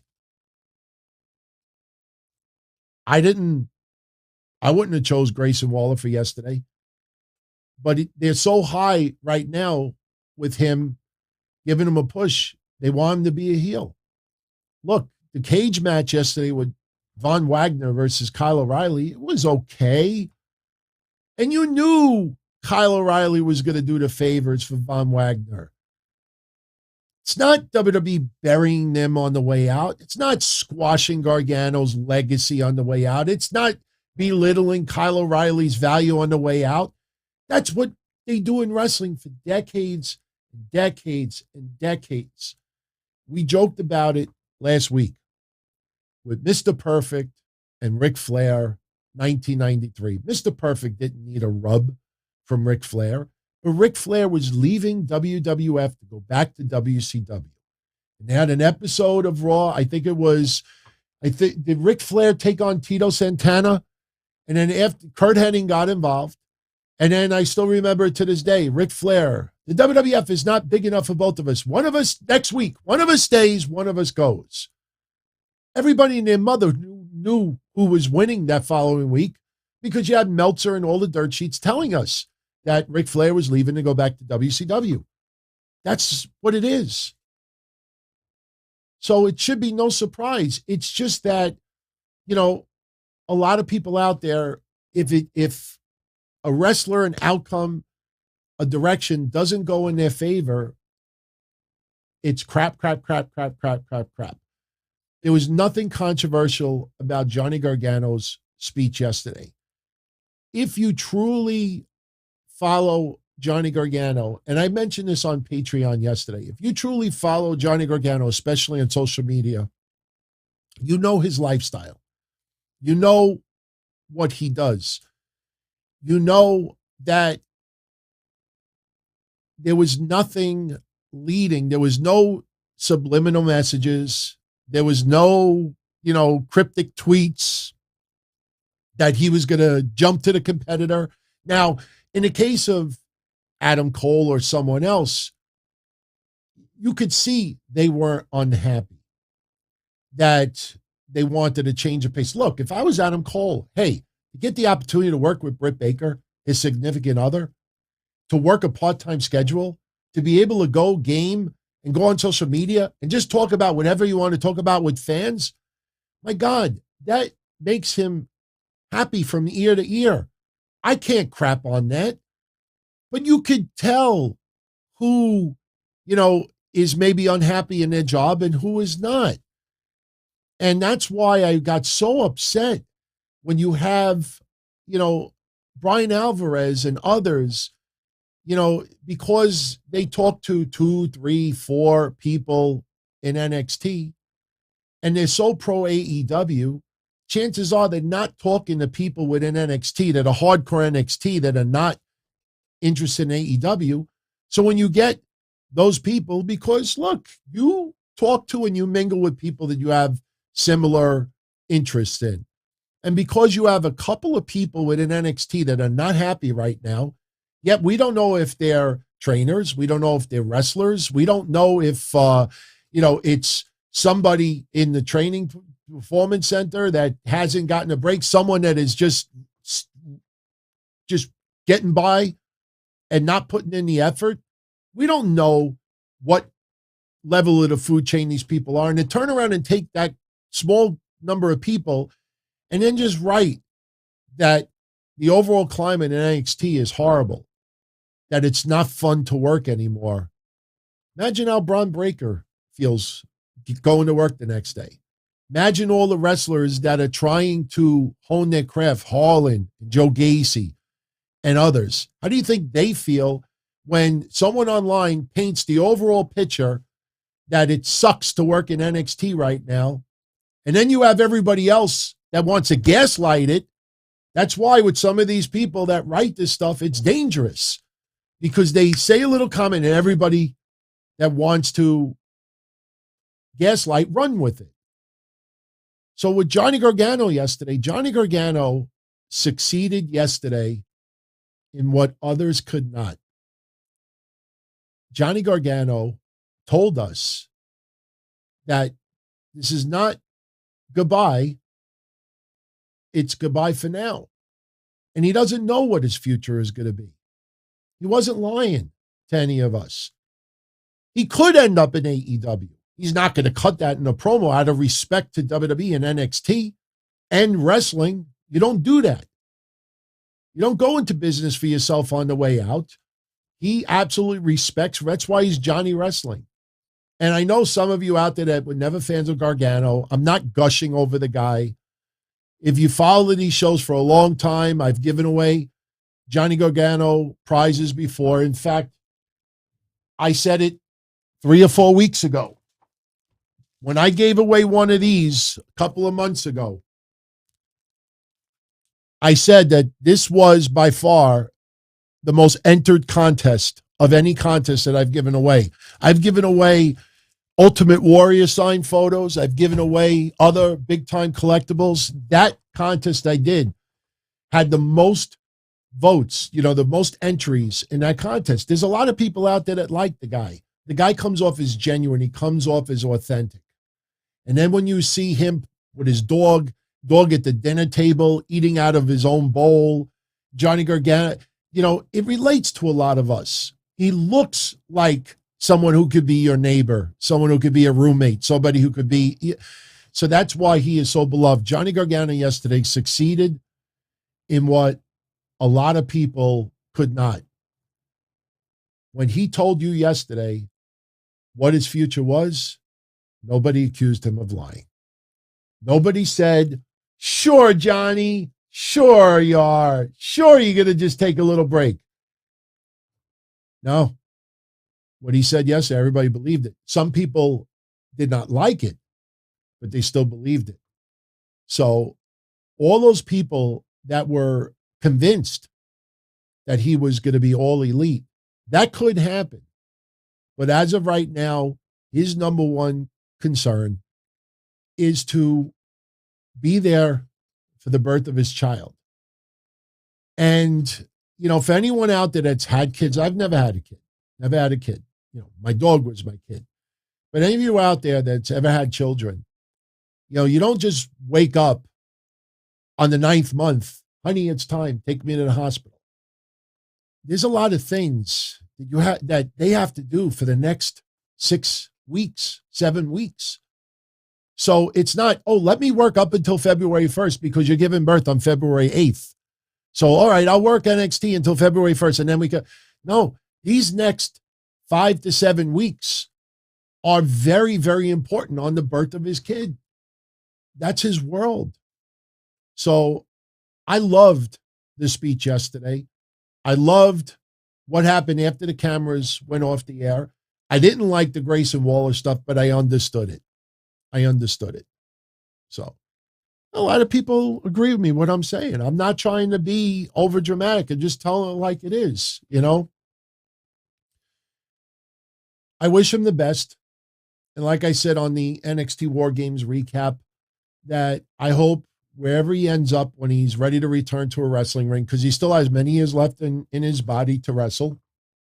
I just hope it's a promotion with TV so we could see him on TV. Do I think he will be back in WWE? I do. Maybe he takes a year off. Maybe he works part-time for another company. I don't know. But I really, truthfully believe that one day he will be back in WWE. And look, that's a very loose statement to say because he could come back 10 years from now. See, I told you all. No, I think he will be back, within a short period of time. I'm not saying months, but a year to 2 years, I think Johnny Gargano will be back in NXT. Obviously, if Grayson Waller is still in that company and Grayson Waller is still a heel, that probably would be his return, his storyline for his return. Now, obviously, if Grayson Waller goes to the main roster, or if he gets released, or if he turns babyface, and Gargano returns, that might put a monkey wrench in it. But, as of right now, it shouldn't have been controversial yesterday. The guy is taking time off to be a husband, to be a father, and to enjoy life a little bit. And if you follow anything about Johnny Gargano, the person, for the last couple of years, this should not have been a surprise to anybody out there. It should not have been a surprise to anybody out there. So that's what we got yesterday. Yesterday, they revealed Riddle as the Shaman of MSK. I'm going to repeat what I said on Patreon. For my channel members out there, my VIP Elite channel members, the family, I will post a Patreon episode on YouTube Friday, so you could hear some of that. But I will say one thing right now. If you follow any of my shows, especially Mondays, I have really changed my views on Riddle over the last year. I couldn't stand the guy when it was right deep with the stuff with Goldberg and all that stuff. But man, Riddle quickly became one of my favorite wrestlers to watch on TV. And even compared to a year ago, from the perception of this pothead walking on the beach bum, brain dead guy, stoned all the time, they tweaked his character. Now he's like an innocent, naive, just, I don't need to explain Riddle's character. You know it. And I don't put the personal issues into this. I'm just talking about the character. And I have to set this up by saying this, because as much as I absolutely love Riddle right now and him teaming up with Randy Orton, and I'm so grateful and happy that they're not splitting them up or even teasing it right now, I thought revealing Riddle as the Shaman was lazy. Unless Riddle is going to be in NXT for some extra work, for a few extra appearances, to be in the corner of MSK or to do a little bit more guidance, then I'm fine with it. But I truthfully do not believe Riddle is going to show up on NXT episodes in addition to Raw. To me, that was absolutely lazy. For weeks and weeks and weeks and weeks, they pretty much did this just because they had nothing for MSK right now. And all they did was, hey, Riddle, we got to film a segment with you and MSK. Just, we're going to go to a hardware store and buy 30 $1 battery operated kit. We'll have Amazon deliver it. And you're just going to be the Shaman and tease a little bit of pot, because tongue in cheek, everybody that knows that side of it. And that's it. So I just thought it was absolutely lazy. Riddle I'm with you. Riddle makes me laugh. Riddle makes me smile. Riddle is good about wrestling. You know, the personal-ish stuff that was going on, it's none of my business. But if Riddle is not going to appear on any upcoming NXT episodes in person for MSK matches, this was a waste. This was an absolute waste. Do I like Riddle more as RVD as a choice? Whoever the choice would have been, I wanted that person to appear in NXT for a few episodes, be like a coach guiding MSK. But to do all these skits, you know, it's almost like the Viking Raiders, you know, with I mean, I understand why they did that with the Street Profits early on, because it was COVID in the early days of COVID, and they had to do some skits and try to, you know, make some storyline entertainment, because some people do like, you know, skits, episodic. Not everything has to be a 4-star match, but this to me was absolutely lazy. Thank you, Chris, for the kind words. Next week, Harlan makes his in-ring debut. Am I looking forward to it as much as Hook? Yeah, Hook is more curiosity because of what you heard, what he could do. Now, Harlan is obviously curiosity as well. But a lot of people early on, Parker Boudreaux is going to be the next Brock Lesnar. Now, they've obviously done a great job tweaking his character. How much of a match are we truly going to get next week? It should be an absolute squash. I don't know who he destroys, but whoever it is, he is going to destroy them. Yeah, Riddle, again, the segment with MSK was fine. But that is the payoff, to me, was lazy. Unless he continues doing stuff with MSK. Someone asked, would I be fine if they do pre-recorded segments with MSK, with Riddle? If they do it for multiple weeks or every, week or two, I'd be fine with that. Maybe MSK has a match, does something, and then they report back to the Shaman. And then Riddle gives his overall thoughts. And Riddle gives his analysis. Is the only way Riddle can do. I'd be fine with pre-recorded segments. He doesn't have to be live in NXT. But if this was the one-off, he's the Shaman, now we move on, to me, absolutely lazy. Mike, I wouldn't mind MSK versus RK Bro for one night. See, if they were doing house shows, I could see them possibly doing that. And I think that would be a really, really fun treat for NXT fans. I understand they're building the stars of tomorrow. And I've been saying it since March of 2020. NXT needed to go back to its roots. Everybody out there that insists that Triple H's legacy is being erased, look at all the wrestlers that are on the main roster that came through NXT. And not just for a cup of coffee. A lot of people on the main roster were NXT stars. So you really start dissecting it, you realize how ridiculously stupid that is. And when NXT was a developmental in the past, how come nobody complained? WWE has to have a developmental territory. And as I've said 10,000 times, Evolve is no longer. Heartland is not around. OVW is not affiliated. So who is their developmental? 205 Live? You need to stick to it, and you can't send mixed messages. It's a developmental. A lot of people out there refuse to accept that. Even with war games that took place Sunday, people are critiquing some of the people as if this was Raw or SmackDown.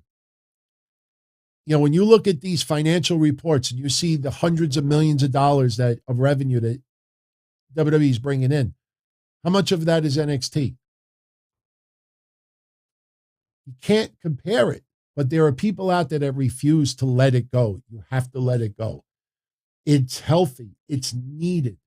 If Braun Breaker turns into the next giant star, maybe not on the level of Cena, maybe not on the level of Roman Reigns, certainly not the level of The Rock or Hogan or Austin. But if Braun Breaker becomes that, look, I'm not trying to repeat myself, but when Cena started pulling back and then Roman Reigns, they made him singles, and I said that they were giving Roman Reigns the Cena push at that time. They wanted him to be the next Cena. It's the overall scope of it. Is Braun Breaker the next one in line to Cena, Reigns, Breaker? I know the name, some people still can't accept it, but my early perception is that you went from Cena to Reigns, and I think it's going to go from Reigns to Breaker. So we need this developmental. We need to take the pressure off these guys.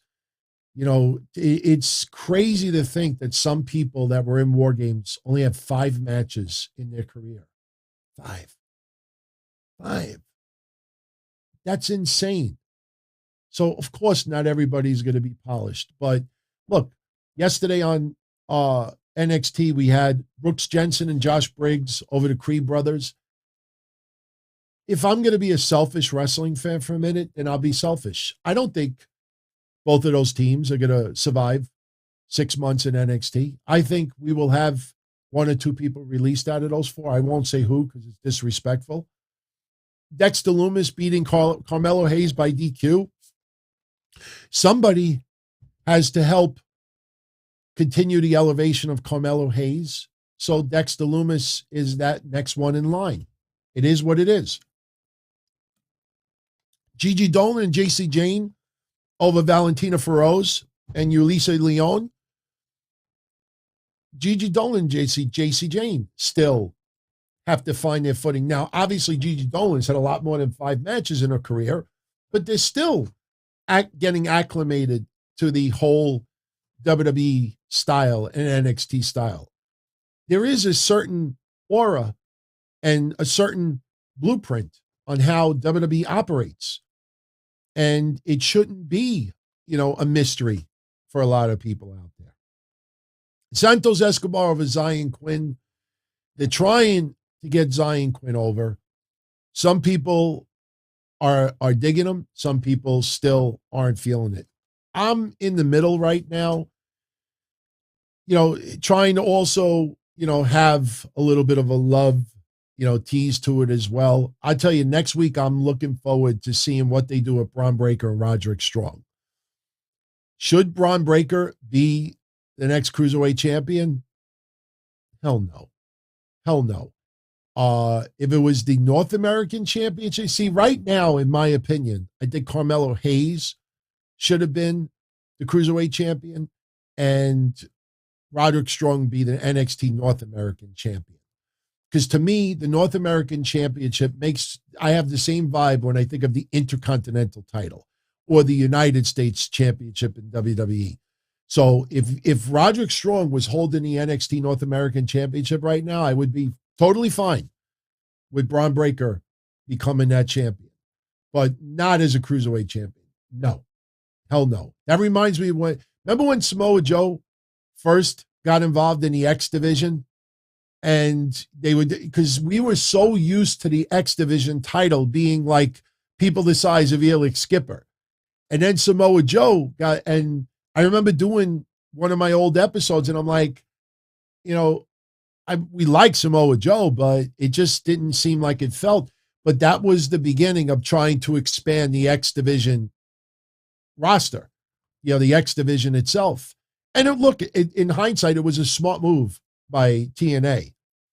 Yeah, Mike from New York reminds us Kevin Nash was an X division champion. So next week, I'm interested to see where it goes, but I want to just keep stressing the fact that NXT is developmental. It is basically developmental with TV. And because it has TV, it is much more under the microscope. And with that, there'll always be some added pressure. And, when you do see some wrestler, like I said, Andre Chase, I'm sorry for being so critical. But when Cameron Grimes threw Andre Chase back in the ring last week and then went under the ring to get the Clippers, if you go back and you look at Andre Chase selling like he got beat up and all Cameron Grimes did was throw him back in the ring, If you watch how long he did that, for me, that's unacceptable, even in developmental. It's unfortunate because it has TV. But as long as USA Network wants to put NXT on TV, and as long as NXT is on nationwide TV, you have to give a little bit of criticism where needed, where deserved. So, I think that's pretty much it, everyone. By the way, I absolutely loved this message that Johnny Gargano said yesterday. You will never fail if you bet on yourself. I agree with that, and I also disagree with it, because believe me, I have bet on myself numerous times in my life. That's a little too small. I have bet on myself numerous times in my life, and I still failed.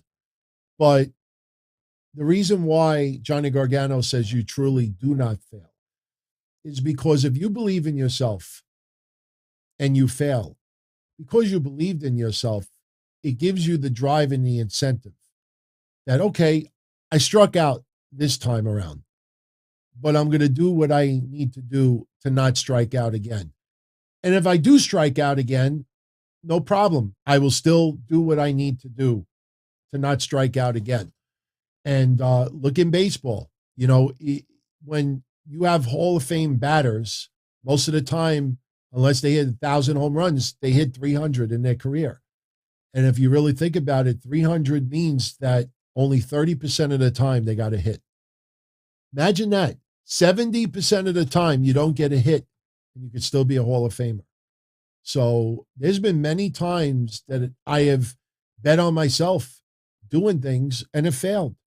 But if you believe in yourself, even when you do fail, it gives you the incentive and the drive to pick up and improve and try to do better. So I thought what he said yesterday, very, very powerful. And I know that stuck with a lot of people, and it should. It should. One other thing before we get out of here, actually two things. I showed this at the very beginning of the show. A couple of hours earlier before the show, we got the news that Blackjack Lanza passed away. I believe he was 86 years old. So, look, man, I hope to live to be 76. This guy had a storied career. Him and Blackjack Mulligan, a little bit before our time, even before my time. But Blackjack Lanza, not only, and you will learn this in the upcoming days if you didn't know it already, not only was Blackjack Lanza a great wrestler and a great person outside the ring, but he mentored and coached a lot of wrestlers over the years. You're going to see a decent number of wrestlers come out and give this man praise for what he did for some of them behind the scenes. Blackjack Lanza, and believe me, if you just do a Google search, or if you're a subscriber to Meltzer's newsletter, you read some of the newsletters from a couple of decades ago, 2 decades ago, you'll see how much Blackjack Lanza actually did behind the scenes. You'd be very surprised. So very, very beloved in wrestling. Not a name that a lot of you would identify with, but a name that definitely deserved mention, and not the usual we are saddened to learn the death. There's a lot of websites do that, man. And I understand why it has to be done, but that is so lazy to just cut and paste. I'm saying it word for word without even looking at their websites. We are saddened to learn the passing of Blackjack Lanza at the death of 86. On behalf of blah, blah, blah, blah.com, we extend our condolences to the family and friends of John Blackjack Lanza. That's what they'll do. They'll just replace the name, and they could care less. They just write it and move on. So, oh yeah, Lion. When I made this little tribute banner myself. Not hard, but when I was looking for a really good picture of Blackjack Lanza, either the photos were very blurred and distorted or pixelated, or they were with Bobby Heenan. And I wanted to put one with just him. But yeah, if you do a search on Lanza, you'll see tons of stuff with, him and Bobby Heenan as his manager. So, Jay Carlos, what's going on? We showed you some love earlier. Did the sign get confiscated, my friend? He's in the chat room right now, and thank you for showing some love this guy's way tonight. So, don't super chat this, my friend, but what'd you think of tonight's AEW? So I think you got a little bit of Rampage as well. I don't know if anybody, don't post spoilers in the chat with Rampage. I think some people might get angry at that. But what did you think of tonight's AEW? Had fun. I would think you enjoyed yourself. I think the CM Punk stuff on his own and the MJF stuff probably made it for the night. So, oh, you still have your sign. Good. He said it was very good. Like I said, it came off on TV like everybody was having a blast. And I have not been at the UBS Arena yet, but I hear great things about it. In fact, I think AEW is going to Atlantic City in February. And I got to get pictures of that arena that they're going to. I mean, it looks almost like futuristic. If they set it up the way I think they're going to set it up, man, that is going to look awesome on TV. That is going to look great on TV. But Lion says that Larry Zbyszko has a good Blackjack Lanza story about Vince bugging the AWA office. I'm sure that there are tons of stories with Blackjack Lanza, man.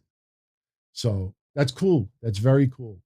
For my friends that are on Patreon that maybe not have checked it out yet, yesterday we kicked off the favorite Christmas movie tournament. And basically we included movies that you just enjoy to watch at Christmas time. It doesn't necessarily have to have a Santa Claus in it. I know everybody debates if Die Hard is a Christmas movie, but just to troll yesterday, and we put it in a three-way dance so we get his ass handed to it. Have all of you out there ever seen the Star Wars holiday special from 1978? I have talked about that holiday special off and on since 1997 here on these shows. Mish and I had so much fun yesterday talking about that special that we ended up putting that holiday special in the tournament. I will tell you it's getting his ass kicked right now. But somehow yesterday, our conversation, we went from Johnny Gargano to the movie tournament to the next thing you know, Mish and I were debating if we would have, what was Chewbacca's wife's name in the special? Mala? I think it was Mala. So we were trying to figure out, like if we would have, with Mala. And, I asked Mish, if somebody offered you 10 G's, would you go down on Mala? And even if you were able to shave it first, it was a wacky conversation yesterday. And I am not, let me just put it this way. I know I'm making it very painful right now, everybody looking in the video, but I was never a Star Wars fan. I was a Star Trek fan. I didn't like Star Wars when it came out in 1977, even though there's that infamous photo of me dressing up as C-3PO. I don't know if I have the photo handy. Maybe I'll show it to you tomorrow when we do Q&A. But let me see. I might have it. I don't think it's in this folder. Let me see. I'll check one thing, but when I was a kid, my parents dressed us up as Star Wars. I don't remember what my brother went as. Did he go as R2-D2? Do I have the picture here? I'm looking. No, I don't. I just have my Miami Vice pictures and me DJing, but no, I don't have the picture in here. But I don't know. Is this betting? Is this betting Star Wars? The funny thing is, let me see. Is this betting Star? No, that's Donald Duck. Hey, everybody, that's me. Look, I had Donald Duck cheats, and I used to pee my bed. And the biggest mistake when I wet the bed until I was 8 years old, the biggest mistake was we had bunk beds. My brother slept underneath me. I don't think it was funny for a 6-year-old with my brother's 2 years younger than me. He was getting golden showers late at night. That's no joke. I peed my bed until I was 8.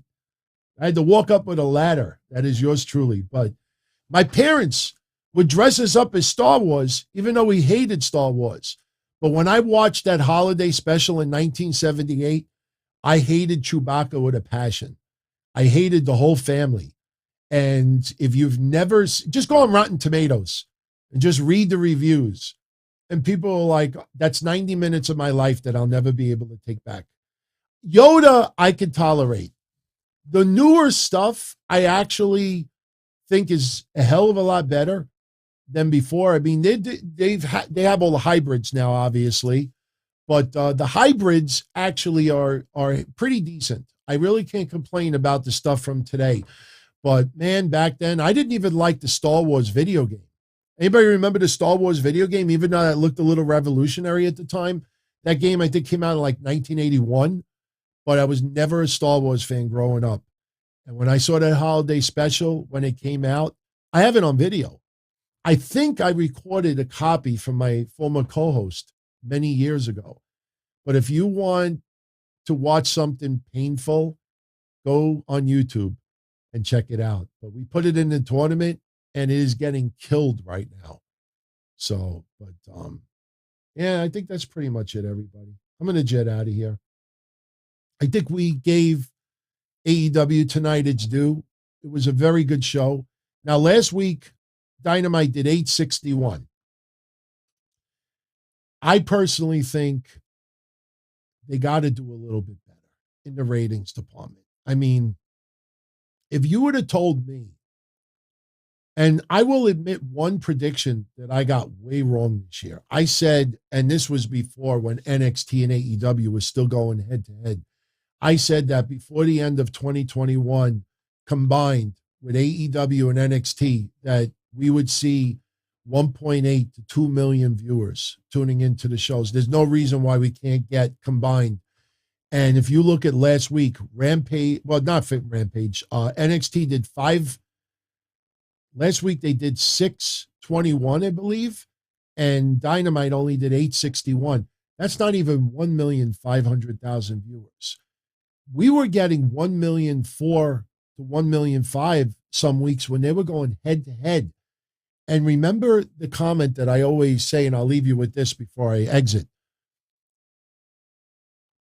When you see Rampage have 499,000 viewers, and they're giving us some, decent matches on top of it, you ask yourself, how many of those viewers that are watching Rampage on a Friday night also watch WWE programming? What percentage of would you say? So even if you say, oh, maybe 25% of WWE fans also watch Rampage, well, then you start figuring it out. That means that less than 325,000 viewers that are hardcore AEW fans are watching Rampage on a Friday. What percentage of wrestling fans that are WWE fans watch Dynamite? I watch Dynamite. All of you tuning in likely watch Dynamite. A lot of you that tune in also are on here when we watch Raw and SmackDown. So what percentage of Dynamite fans also watch WWE programming? 50%? I don't think that's outrageous to say that half the fans that watch Dynamite also watch Raw or SmackDown, or maybe both. So when you take that away, what does that leave you with? 400 to 450,000 fans that don't watch WWE programming, watch AEW. That is something that's why you do have to root a little bit for the success of the other promotions, because there is a carryover. I mean, I'm a perfect example of that. So, Sam, it's not a good Twitter poll.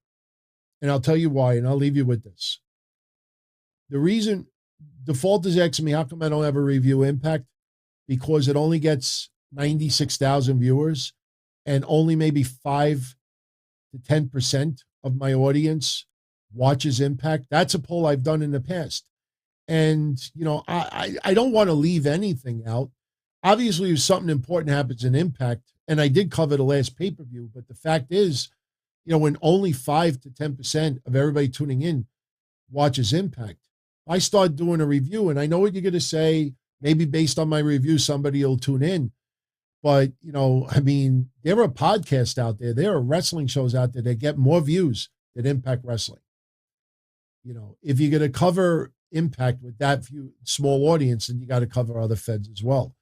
But just to finish this, Sam, the reason why it's not a good Twitter poll, if you ask fans, hey, for all of you that watch Dynamite, what percentage of you watch WWE programming? Or here's a better way to put it. For everybody that watches AEW Dynamite, do you also watch Raw and or SmackDown? You know what's going to happen. The people out there that do watch the other shows, because they're wrestling fans, but always put down WWE programming, they will check off, no, I don't watch WWE. So it comes off that AEW has more sole viewers of their show and not WWE. There's a lot of people out there that would skew that poll, not to be honest, because they want AEW, the perception, to be better. And that will happen with a lot of people out there. Even though we would not know what their vote is, but for them, because they want to, you could see even with dirt sheets and podcasts out there, when they cover AEW, they will twist the numbers to make it look the best way it possibly can. When I talked about Meltzer earlier, did anybody last week tell you that this was the lowest, last week's Dynamite was the lowest Dynamite rating on a Wednesday since April? Nobody told you that, because they don't want to give that perception that less fans watched Dynamite last week that watched AEW, before CM Punk came in, before Bryan Danielson came in, who is involved in the biggest storyline right now, before MJF and CM Punk. Think about that. CM Punk and MJF are feuding, and last week's Dynamite was a lower rating than April. So they don't want you to know that. So they will focus on something else instead. And to me, there's no excuse for that. There's no excuse. I can understand with Rampage. Dynamite, there's no excuse for it. It should be must-see TV for more fans out there. If Raw could still do 1.6 million and SmackDown could do 2 million plus, there's no reason why AEW can't do 1 million to 1.2 million on a Wednesday. Overall, AEW gets their viewers. I believe about 1.5 million fans watch AEW. The catch is, a lot of them don't feel they got to stop and watch it on a Wednesday night. They'll watch it on the weekend. They'll watch bits and pieces on YouTube. They'll watch it on a replay. They'll watch it on streaming media. If the matches don't interest them, they may watch a little piece of it. So there are a lot more fans watching AEW than you think. They're just not watching it on Wednesday night from 8 to 10 p.m. And that's where it matters the most, because of the TV deal and because of advertising and because of the revenue. So, all right, everybody, I'm going to jet out of here.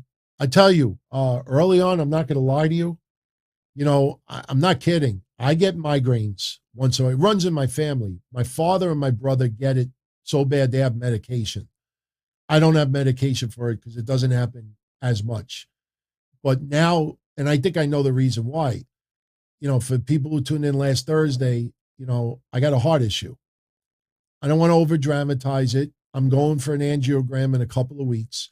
I think it's nothing, but I made a couple of mistakes on my keto diet. And one of the mistakes was having too much MCT oil, too much coconut oil, which is very high in cholesterol. And I stopped taking cholesterol medicine for about 4 months, 3 or 4 months. The two combined screwed me up. So over the last week, I stopped taking coconut oil. And anybody that knows anything about MCT oil, it removes brain fog. And if you Google it right now, the biggest benefit of coconut oil or MCT oil is it removes brain fog. It's crazy. You actually feel like a fog gets lifted over your head. You get this clarity that's insane. It's almost addictive. I stopped that a week ago. And I think what's happening is now my brain is going through withdrawal. Like, where the fuck is the coconut oil? I'm not kidding. It's a serious thing. So I had a migraine at around 6 o'clock today, and it was brutal.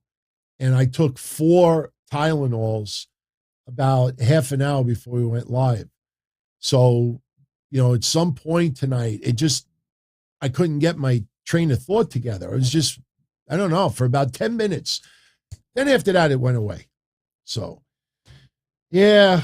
All right. So everyone, much love. On the way out, if you enjoyed tonight's show, smash that like button. If you're not a subscriber yet, subscribe. What are we at right now? Every time I say that and I look, it doesn't show the counter. Every time, if you notice, every show, when I say, what are we up to in subscribers? And I look back and I say, it says live. I think we're like at, 22,700 or 22,800, something like that. But awesome. I thank you very much. By this time next year, I want to hit 50,000. I really do. I think that's going to be my goal for 2022. The audio side of it, the audio only side is massive. We're going to hit 200,000 downloads in the first 30 days of going to Blue Wire, which is crazy. And I posted screenshots. You cannot finagle that. You cannot Photoshop that. There's no way to Photoshop the graphs like that. And we're going to hit 200,000 within the first 30 days on Blue Wire. And that is incredible. And the more the shows are taken away from some of these other streaming sites and it's all condensed in one area, those numbers are going to get even bigger. So it's awesome. It's awesome. I love doing the video side of it. I love hanging out with you all in the chat. And, but I also love equally, all my audio friends out there that just find it more convenient to listen than to watch. So I thank you always for your support. So if you're around tomorrow night, Q&A with yours truly. And I am 99% sure I'm going to be putting up some retro DT video. I have a few ideas in mind. It's not going to be repeats of maybe what we did early on that, almost none of you tuned in at that time. There is 1 or 2 retro things that I would love to put up that I put up before, but I have a few other videos that I have not put up that I'm leaning towards posting one tomorrow. So we'll watch some vintage DT stuff. And there's one non-wrestling video that a lot of people have been asking to see. Maybe I will put it up tomorrow. We'll see. So, yeah, we could talk about baseball tomorrow because tomorrow it's going to be just Q&A. I don't know. Maybe we can pop open some of this vintage stuff that I haven't tried yet. We still got that Vanilla Ice. We still got loads. In fact, somebody was kind enough, this sour gum from WCW. Somebody sent me the entire set. There's like 12 different boxes, and the back of it all turns into a poster. So I still have it sealed in the box inside. I was going to give it away as a contest, but I don't know. We'll come up with some good stuff tomorrow. But get your questions ready. We don't do calls until Saturday. Now on Saturday's call-in show. Saturday's is nothing but calls. But tomorrow, I'm going to sit in the chat with a cup of coffee, and whatever you want to talk about, the chat room, you dictate everything. So it doesn't have to be wrestling. It could be anything. I know Charlie always writes the non-wrestling stuff while we're talking wrestling. But yeah, tomorrow night, I'll be here at 10:05, and we'll do some Q&A for a little while, and we'll put up some vintage video stuff, and we'll have fun. Maybe I should play that audio of when Lenny threatened to sue me with the Mass Maniac. That might be one we could put up. Oh, we'll see. I'll come up with something good. And if you haven't noticed already, I started putting up some retro episodes going back to 05 and 07. Next week, I'm going to put up some old hotline episodes from 2001 and 2002, which is going to be really interesting because when you hear me, you will hear an absolute goof. Back in 0102 was the most bland, nerdiest. I listen back to it and I cringe listening to myself. It is awful. But some of you may get a good laugh out of it to hear some of my reports from over 20 years ago. So Am I doing a New Year's Eve show this year? New Year's Eve is on a Friday. I don't know. Last year was pretty cool. I mean, it was last year. Last year's New Year's was pretty cool. My fiance came in for a moment. I know we had like some video going on in the background. I don't know. We'll see. We'll see. That's not out of the question.